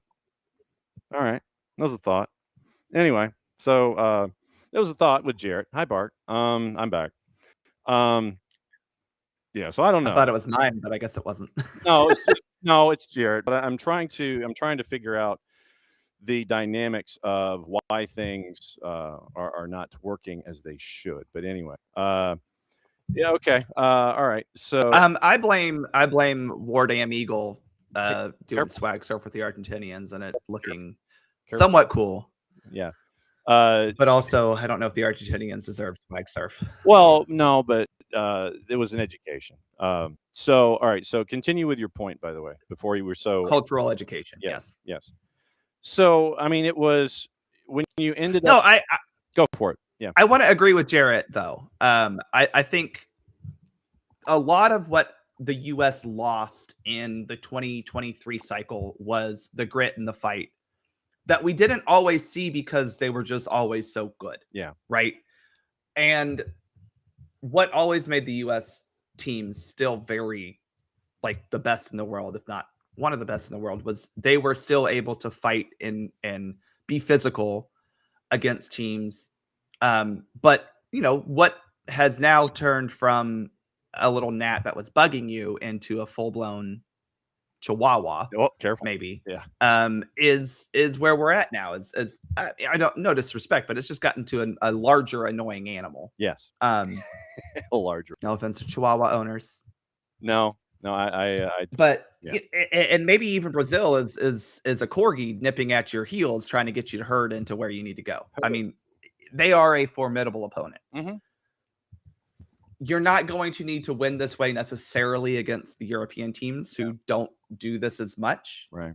But we've seen this against teams like Colombia, against teams like Mexico, certainly against Brazil, who are very talented soccer teams in this hemisphere, who understand that if they rough up the U.S. a bit, they will get frustrated. And again, the difference between game 1 and 2 was the U.S. said, okay, well, we'll do it too.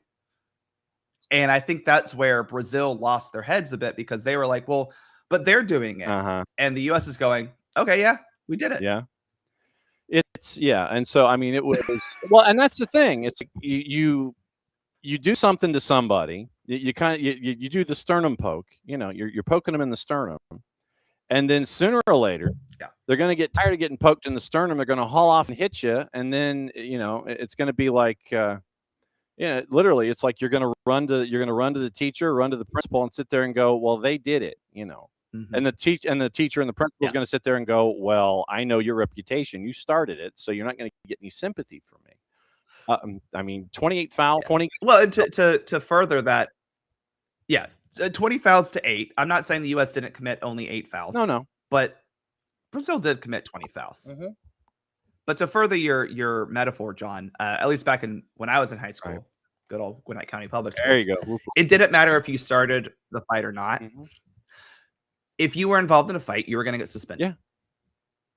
And so the common phrase was, well, don't start one, but if you get in one, finish it, right? Because you're going to get in trouble either way. Right. And I think that's what the U.S. kind of learned is, look, you're going to be in a fight. You might as well fight back because it's not going to benefit you to not fight back. So Jarrett's completely right. Like, you had to learn how to play this way. I do think that it is a disappointment to see, again, such a talented group of players that Brazil has, because we see them in NWSL, we see them in the Women's Super League, we see them in other leagues around the world be the star technical talent player on their teams. Yeah. And then they come to Brazil and they say, okay, well, get out the boxing gloves, girls. Well, and I think that's a little bit of a disservice to not only them, but the game as a whole. Well, I mean, but hey, if they're going to bring out boxing gloves, you got to as well. Yeah, well, and I mean, and this is something that we saw until Carlo Ancelotti came in as head coach on the men's side too. Recently, that incarnation with all of the issues with the Brazilian men's national team, it was not what we're used to seeing. It was ugly. It was grindy. It was not what you would associate with Jogo Bonito. And the men's team was having all of these issues in CONMEBOL and in international competitions. And you're going, where did that go? Now we're seeing that on the women's side, maybe. And I don't know what the tipping point is, but you saw the coaching change where they brought Carlo Ancelotti in. They finally decided on the men's side, yeah, we got to go ahead and we got to push all of our chips to the table. I don't know if this means that along those lines, you've got to sit there and think about Elias and whether or not you want to walk with Elias anymore as your head coach on the women's side, considering you've gone this way, if you want to go back to what everybody knows you for. Well, I think Brazil, and I'm not going to speak fully on this because I'm not ingrained in that culture, but I do think Brazil has a little bit of an identity crisis from the men's side because they haven't won anything since 2002. Yeah. They've done okay in the CONMEBOL competition, sure, but Argentina is the top dog in South America right now. Colombia seems to be ascendant as well, and Brazil seems to be a little unsure of who they want to be right now because Jogo Bonito hasn't worked, especially at the World Cup. I mean, they got embarrassed when they hosted. And for the first time, you saw 2 European teams in a final, not in Europe. A European team make a final, not in Europe. And that was disappointing for them. Germany winning on your home soil when it should have been you. Yeah. That's what they think, right? Embarrassing you on your home soil. So I think on the women's side, you are looking at the fact that they haven't achieved anything outside of, runners up at a couple of those tournaments. Right. 2007 was probably the height of what we thought of Brazil. They have fully transitioned into a new generation, even though March is still there. There is a new generation of players. They did not have a good 2023 tournament. So yeah, I don't know what they're thinking about who they want to be right now. It's certainly not Jogo Bonito though. Yeah. What other lessons other than, okay, if you want to get dirty to be the bully on the block, the U.S. can play that way. What other lessons are you carrying from this road trip and the field trip down in Brazil? Oh, well, the lesson of Sophia Wilson's pretty damn good. I don't know that goal she did score, and this is where the U.S. does have the advantage, and this is why I get to a point why Brazil plays the way they play. The U.S. was trying to connect passes and play soccer a little bit. They, it wasn't great. They finished the game with, here we go, 196 passes completed. Whoa. So not great, right? 47% completion rating. Wow.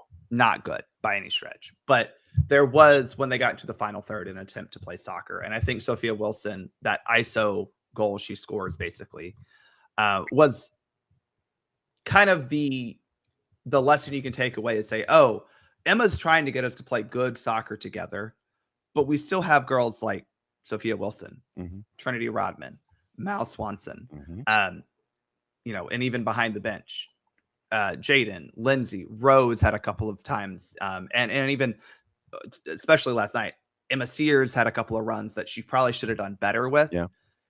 There is individual talent on this team that can help you rise above when the game is stuck in a quagmire. And that is the lesson I think you truly take from this game is you still got talent. And I think, as we all know in this sport, talent does win out. I've heard. Which is why Atlanta United is not very good. But talent wins out. And when you have a Sophia Wilson on the field, when you have a horse of Emma Sears. I mean, that woman is put her in the Kentucky Derby, she's going to win. She is just, good Lord, she's fast, right? And that type of player can help you in a match like this rise above. Uh-huh. And that was really my lesson I took away from both of these games. Is individual talent still going to get you really far in this sport. Yeah, and if you need Lindsay Heaps to back you up in a brawl in the alley, then that won't be an issue. Listen, last night was an Emily Sonnet game if I ever saw one. She was ready. I mean, everything was ready to fight, and Emily Sonnet's all right, let's fight. Was she up to the task defensively? Iffy sometimes, but her and Lindsay Heaps were ready to go. And yeah, you got to have that too. And I think that's what Emma wanted. If you want a real change from game 1 to 2, that's what Emma wanted, was a bit more, as she said, there's a lot of selfishness on the team. Yeah. You got to have that in you. You got to have that dog in you. And you got to have, I think a lot of the other players had that. Yeah. Yes. And so, yes, to paraphrase Jarrett, you got to see the some bitch come out in the women's national team. Men's side. And we got our dose of Rosendo Mendoza last night. And I was like, wait a second, where have I seen him in moments of chaos before? And he was Messi and Friends in Philadelphia Union. The game that went off the rail for the last Sunday night before we came into this break. And we saw more of the same, where you wait, because Iceland, being Iceland, they don't want the ball. It's got cooties. We're going to try and force turnovers in your defensive third, clinical finishes, blah, blah, blah, blah, blah. It was 2-1 possession, and that's not a surprise. But once again, if you let Iceland be physical early, like you were a couple of challenges, I think Valentin Barco was taken out, and you don't issue cards early, you set a dangerous precedent, and that happened last night here in Auburn. Yeah. And 21 fouls. I think it was 34 fouls total, 21 fouls on Iceland, 6 yellow cards, and it should have been a lot more. Yeah. Yeah, I mean, Rosendo Mendoza is a guy who often finds himself not rising to the occasion as a referee. I think that's fair to say. Look, I mean, I'm not saying we all do it. There's a reason that there are some referees that get put on finals or big games, and he's just, I don't think, at that level. I get it. Not every referee can. Not every player is. Not every referee is. Right. Men's side. Fridays, when they actually start this whole World Cup thing that we've been talking about. 2 days, What John. is your gut? No, it's crazy. What does your gut tell you about between the sticks? Is it going to be Freeze or Turner? My gut. Okay. Do you want my gut or my? I'll give you both, because I'll give you my gut and my head. Yes. My gut. Yes. Says it should be Matt Turner. My head says it'll be Matt Freeze, because that is who Pochettino has preferred. I do think it says something that he started the final match, and when you looked at the lineup for the Germany match, it did seem a lot more like this is probably going to be your starting 11. And I know Pochettino hates the idea of possibly naming a starting 11 and having guys know that they're the first choice guy. I know we can't possibly have that. But it did feel like that lineup that we saw, minus 1 or 2 changes maybe, is probably going to be the 11 we'll see Friday at 9 p.m. Eastern, 6 p.m. Pacific. There you go. So to that, it'll probably be Matt Freeze. But I think, and this has been a theme that my friend on the show, Thomas, who is also a keeper, has always said, is it's just Matt Turner has been there for the big games. And not that that's everything, but when you're splitting hairs, and really I think between Turner and Freeze, you are kind of going, okay, well, who's the better goalkeeper? I don't know if it's necessarily clear. Yeah. Sometimes you got to go with the player who literally has played in World Cups, right? Matt Turner has played in 4 World Cup matches, right? And conceded he's conceded 4 total goals, but let's not pretend like the Netherlands match was his fault necessarily. Right.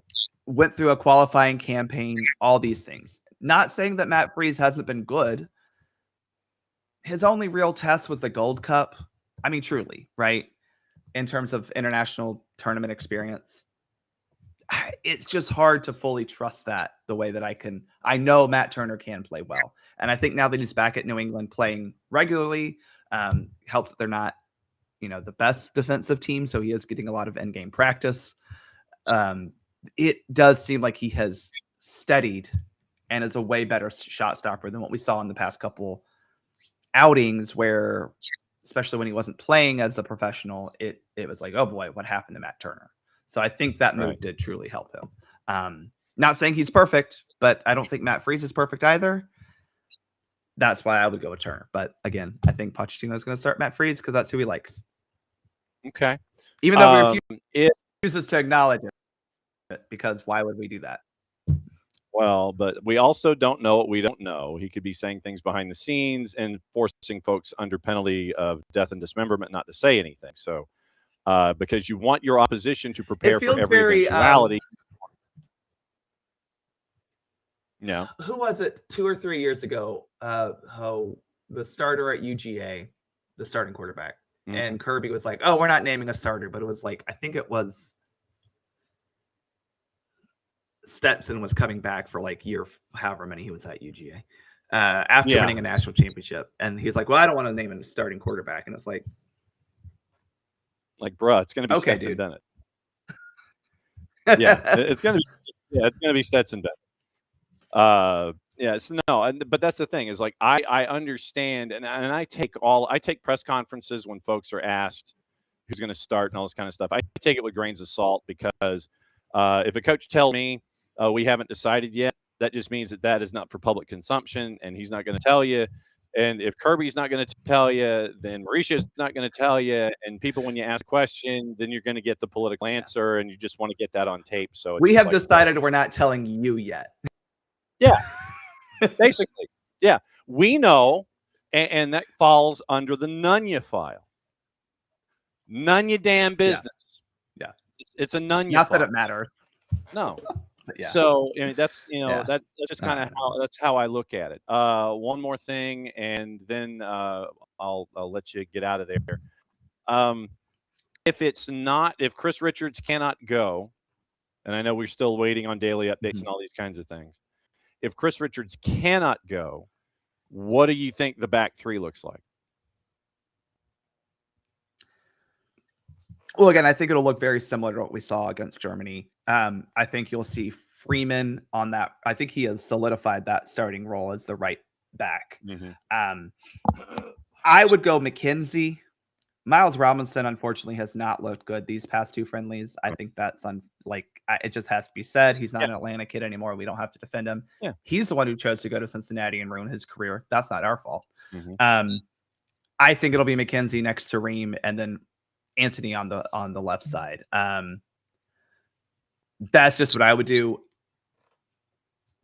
Miles did not have a good game against Senegal. I don't fully blame him for the goal, the set piece goal that Germany scored early on, but he does get fooled quite easily by a pretty simple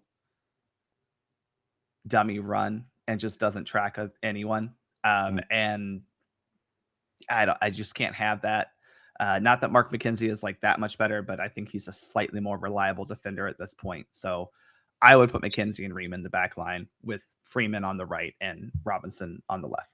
Right on. All right. So what are you and the Soccer for USPod doing between now and kickoff, where we are awaiting the future of Julio Enciso in addition to everything else? We are going to record tonight. So that episode will probably drop tomorrow or Friday morning. Depends on how quickly I can turn around that editing process. I was going to say. And it'll be, looking back at this friendly, but then using those friendlies to look at, the actual World Cup. Again, I think we have some clarity on lineups. I think we have some clarity on formations and styles of play. And, it's interesting, John, because as we've talked a lot about this, we've played all three of our group stage opponents in the past 6 months or 12 months. Sure. The only one we lost to was Turkey. And I think it's very fair to say that the lineup that would take the field against Turkey is not the lineup that took the field against Turkey back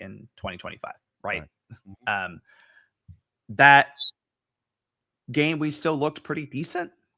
So I think it's fair to be comfortable, confident.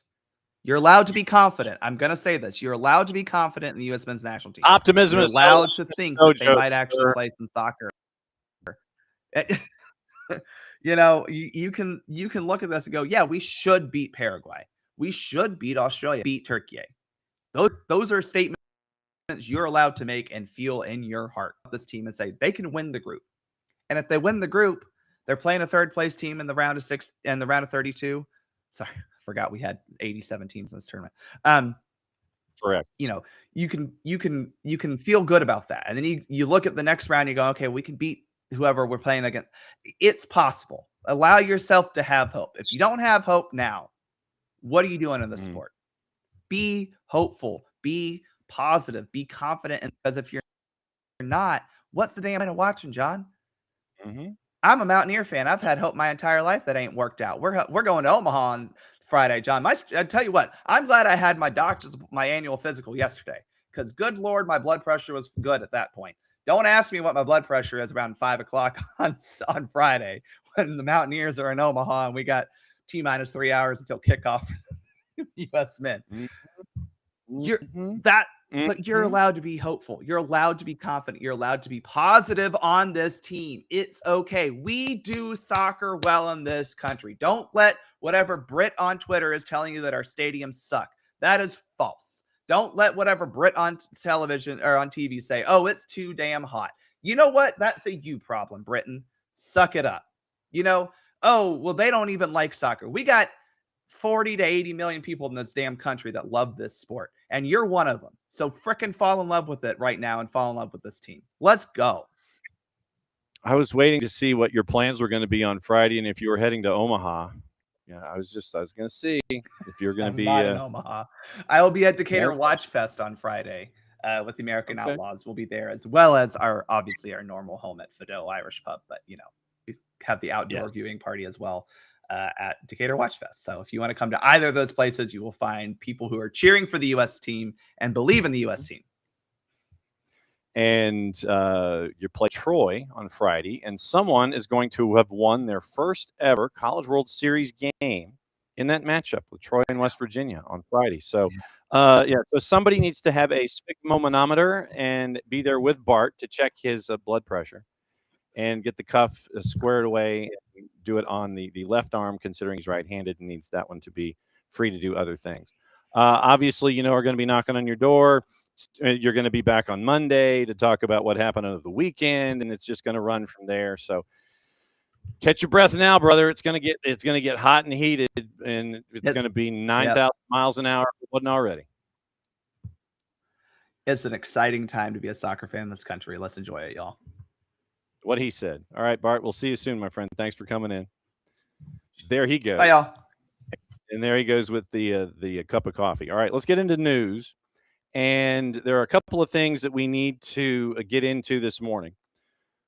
Just news and notes quickly. NYCFC, it is defender Strahina Tanasiewicz has departed the club. That just came across a couple minutes ago.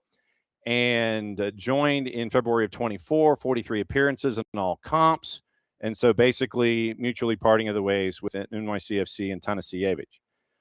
LA Galaxy is going to be hosting Club America in a friendly, and that is going to be on July 11th. We'll keep an eye on that one as well. Now, news this morning. We're going to go overseas, and we'll get into gossip, rumor, and innuendo, what to watch, where to watch it, how to watch it. It might be just watching old films or watch Tay Say. If you've got Fanatis, watch Tay Say. We'll get into that in a second. Everton have been ordered to pay Burnley £35 million after losing a legal dispute over their PSR breaches. Everton deducted an initial points for breaching PSR back in 21-22. Punishment implemented 2 years later. Penalty reduced to 6 upon appeal. Subsequently deducted another 2 points for breaches. Remember, Sean Dyche saves them from relegation. Everybody was happy. Burnley finished 18th, relegated from the top flight. Now set to receive compensation and interest from the Toffees, who will obviously appeal the ruling. £35 million figure represents a record-breaking compensation agreement after Burnley had originally sought over £50 million. Everton sued by the Clarets after they were relegated to the Championship in 22. Case had centered on the fact that Everton would have been relegated had the points deduction been applied during that season. Statement, Everton makes it surprised and angered by the decision of Premier League Disco to order compensation payments. Appealed the decision that the ruling is fundamentally flawed in both law and fact. The club does not recognize the findings of the panel in determining Burnley's relegation from the Premier League in May of 22 was caused by a sporting advantage gained by Everton due to a breach of PSR, which for a substantive sporting sanction has already been received. Ruling sets a dangerous and unworkable precedent for English football, given it's constructed on principle that a club can be in breach of financial rules at any point in a financial year. And then Everton continued for 4 more paragraphs. So Burnley attempts to establish causation, and they were awarded. The number, to some experts, looks really high, but if relegation was effectively deemed caused by the overspend, then you're trying to reclaim lost wages that you would have picked up in the Premier League. So Burnley promoted back twice, and Everton avoided the drop in 23-24. Kieran Maguire has revealed how the ruling could now impact Manchester City and their version on FFP. On Twitter, Maguire said the case has huge implications for clubs who feel they were disadvantaged by Chelsea's breach. And if found guilty, clubs who may have lost out to Manchester City for trophies and Champions League places. Any sports lawyers thinking of going on a holiday may have to postpone them, end quote. And so Kieran Maguire, very, very busy to discuss PSR and all of those things. Also, now it is the rundown of gossip, rumor, and innuendo. What to watch, where to watch it, and how to watch it. We'll get into that as well and see if there's any other news that we might have forgotten. We'll catch up with our buddy Ben Jacobs, and we will see what is on Ben's mind. Obviously, yeah, Everton's going to appeal. Ben had a long screed about it this morning. He went like 9,000 characters. And let's see. So let me get into the Ben Jacobs category here. And Ben this morning, Newcastle confirmed that USWNT has joined from Reims on a long-term contract. He hasn't signed the deal, at least in the photograph. He's doing the handshake, and he has the pen hovering above the contract, but he does have a smile on his face for the picture that was taken by Newcastle. Also, it was Brighton remaining in talks on Joel Veltman over a new contract. They look to avoid having him leave on free agency. Ben Davies signed a new 1-year deal at Spurs, keeping him at the club until the summer 27. Spurs also confirmed Yves Bissouma will leave on a free. Raul Jimenez, that deal with Wolves and rejoining on a free after leaving Fulham as a 2+1. So that's the latest from Ben Jacobs this morning on transfers and everything else overseas. We are starting to get word on all of the activities going on with teams and pressers and so on. So we'll let you know what's going on with all of that. And getting into, where's my gossip, rumor, and innuendo? Let's see. Scrolling. Where's my USMNT material? Okay, so here we go. Transfers. Talk, once again, gossip, rumor, and innuendo. And as always, depending on your source, be very, very careful where you get your information. We always let you know where we're finding ours. Arsenal now in prime position to land Atletico de Madrid striker Julian Alvarez this summer, according to AS. Gunners are the only team in the race with the funds to land the deal. Barca won't extend beyond €100 million. And riled Atletico with their bid to sign the striker. By the way, that back and forth on Twitter was amazing. And La Liga rivals Real Madrid saw a €150 million offer rejected with similar derision. Once again, go on Twitter and see that stuff. Both La Liga clubs seemingly out of the race. AS claims Arsenal could now act to land Alvarez, though it would clearly take a near world record offer to land him. United eyeing a deal to sign Leeds keeper Carl Darlow on a free, according to The Athletic. Wales International, a free agent next month. Leeds trying to agree to an extension. United searching for an experienced backup behind Sene Lamans, as Alte Bayendier is expected to leave. Recently relegated Wolves keeper Sam Johnston is another possibility. City interested in the potential return for Pedro Porro, according to The Athletic. Reports claim the club are in the market for a right back, Porro having 2 years remaining on his deal. Spain international at Manchester City from 19 to 22 failed to make an impression before leaving for Sporting CP. Since 23, he's been a regular starter at Spurs. Bournemouth value Alex Scott transferred £80 million, according to TalkSport. Cherry's determined to keep hold of him, offered him a new contract, which could include a release clause. Liverpool, Manchester United have been monitoring. Arsenal, Manchester City interested in a move for Tino Livramento from Newcastle, facing a stumbling block over the valuation. Team Talk reports world record fee for a right back, which sits at €68 million from Achraf Hakimi's move to PSG in 2021, will be required for any exit to go through. Livramento contracted with Newcastle until 28 and pressed those at Arsenal and Man City reservations on a deal of that length. The deal on Juan, by the way, at Newcastle, €28.5 million. London City, once again, still leading the race on Alexis Putellas. Other rumors. One of either Liam Delap or Nico Jackson could leave Chelsea permanently in the summer window. That's from The Athletic. Hertha Berlin's Kenneth Eichhorn has turned down a move to Liverpool, has decided to join Bayer Leverkusen. That's from Florian Plettenberg. Nicolas Shearer, Juve standing firm on their stance. Keenan Yildiz not available this summer, as the forward has attracted interest from Arsenal and Chelsea. Bayern progressing in talks with Eintracht Frankfurt to sign Arsenal and Manchester United target Nathaniel Brown. Medical plan to North America while the left back is away on World Cup duty with Germany. If a €50 million agreement is agreed between clubs reached soon. That's from Florian Plettenberg. Nicolas Shearer. Villa open to an exit for Emi Martinez. Juve have started talks. Manchester Evening News. United not lining up an offer for Christian Romero despite reports of interest from the Red Devils. Talk Sport. Hull City considering a move for Callum Wilson as the forward is set to leave relegated West Ham. Also Talk Sport. Kieran McKenna increasingly likely to leave this summer. Fulham is looking to replace Marco Silva, possibly with Kieran McKenna. £8 million clause in his contract at Portman Road. And that is the gossip, the rumor, and the innuendo. Now, what to watch, where to watch it, how to watch it, brought to us by our friends at Fanatis, fntz.co/soccer down here. By the way, if you didn't see it, Taysay was all over the coverage yesterday from here in Auburn about the torrential rains, the biblical proportion hurricane that was here in the late afternoon hours. They were showing everything live with the squeegees and the air blowers, and it was fantastic television. It was great television live to see something happen leading into Argentina and Iceland in the road to 26.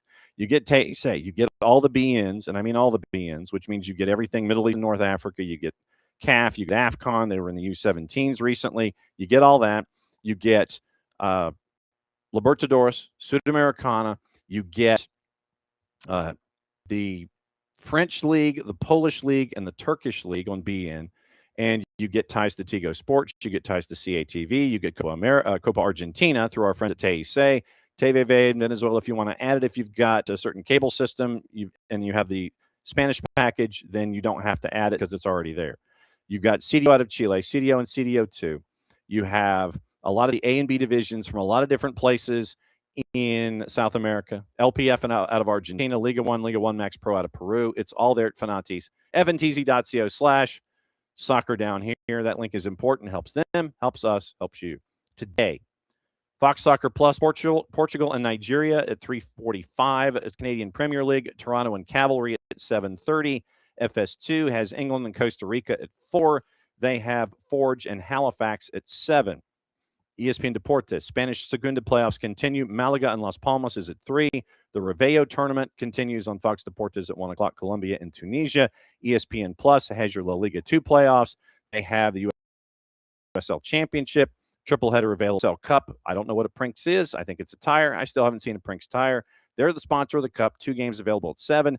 3 League 1 matches, including Alta AV and Sarasota at 11. Charlotte and Omaha at 7:30. Westchester and Fort Wayne at 7. Fox ONE has the Reveo, the Friendlies, and the CPL. Paramount Plus has Tampa Bay and Charlotte at 7 o'clock USL Championship, and that is what you can watch. That's a day. All right, we got to talk women's national team. We got to talk men's national team. We got to talk about Auburn. We got to talk about 88,000 people in one place, and we are efforting a whole bunch of conversations in and around the sport as we go, and we get closer and closer and closer to this World Cup thing that we talk about. Thanks to Bart, thanks to Jarrett, thanks to Dylan, thanks to y'all, and back at it again once again tonight. That reminds me, I've got to get your scenarios squared away for Jason and Atlanta Soccer tonight, and the breakdown there is when it starts and when it goes and how long it's going to go. So now it is 7 o'clock. SDH Live, local Vine in Vinings, recapping everything around the World Cup kickoff hours away. 10 o'clock, final pre-tournament edition of Atlanta Soccer Tonight. 92.9 The Game in the Odyssey app. Jason's going to have that. So come and join us at Cumberland for local Vine on Cub Parkway. We're there from 7 to 9. Jason is going to have what's going on with the Atlanta Soccer Tonight. It's going to start 10 o'clock, 92.9 The Game, Odyssey app. Stoppage time after that. 92.9 The Game YouTube channel is going to have the entire broadcast up as it always does, but a three-dimensional experience. 92.9 The Game Odyssey from 10 to 11, 11 and beyond stoppage time. That is all going to be on the YouTube channel, and it will be that way all tournament long. Start times may vary day to day depending on the action going on. We'll keep you posted, as we always do. If you have not subscribed to the Morning Espresso, please do so. Go to soccerdownhere.net. Put your email right in the box. And hit send. You get Morning Espresso every morning. Jason's tour to get you squared away before we come on the air and before we send the day off and come back in our various forms. So once again, thanks to all you folks that were here this morning and a part of everything that we are going on. Ricky, Ropes, Wiley, and Will. And I saw Katie Weaver. There's Katie Weaver, and there's Will once again, and Ricky. And yes, and then Morning David. Ricky, one of the coolest things about last night, besides the fact there was an actual international soccer match at Jordan-Hare Stadium, is that the beat writers I follow and people I see here on Talk Another Auburn Sports are talking about this match and enjoying the spectacle of it. Pretty cool. You're damn right. Once again, it reminds everyone the stuff we already know. But sometimes folks need to be reminded. We know that it's not, you can't pin down a city and sit there and stereotype it and go, well, they don't care. They don't know what's going on. Yeah, they do. College Station over the weekend, Auburn here. It is the SEC, or at least it was 5-day period where it just means Moss. But we know this, and it is up to us every single day to remind everybody that we all love the game just the same. Doesn't matter what your zip code is. So, Atlanta Soccer tonight. But before that, local Vine, Cumberland, 7 to 9. We'll all be there. Book'em Dano, aloha. For everybody here at SDH, back in the studio tomorrow, because tomorrow, games start. We got to get gassed up and ready to go for all that. It's going to be the Power Hour in hour number 2. Nino and Nico. We're efforting guests from the Plains. We'll figure out when that can happen as a part of everything, and we'll break it all down for you here. So since it is the end of the show, that means I get to do this back here in about 21 hours and 38 minutes, at least back here. 7 to 9 tonight, local Vine, Atlanta Soccer tonight. After that, mucho plati, I'll play, Stave. Catch up with you in a bit.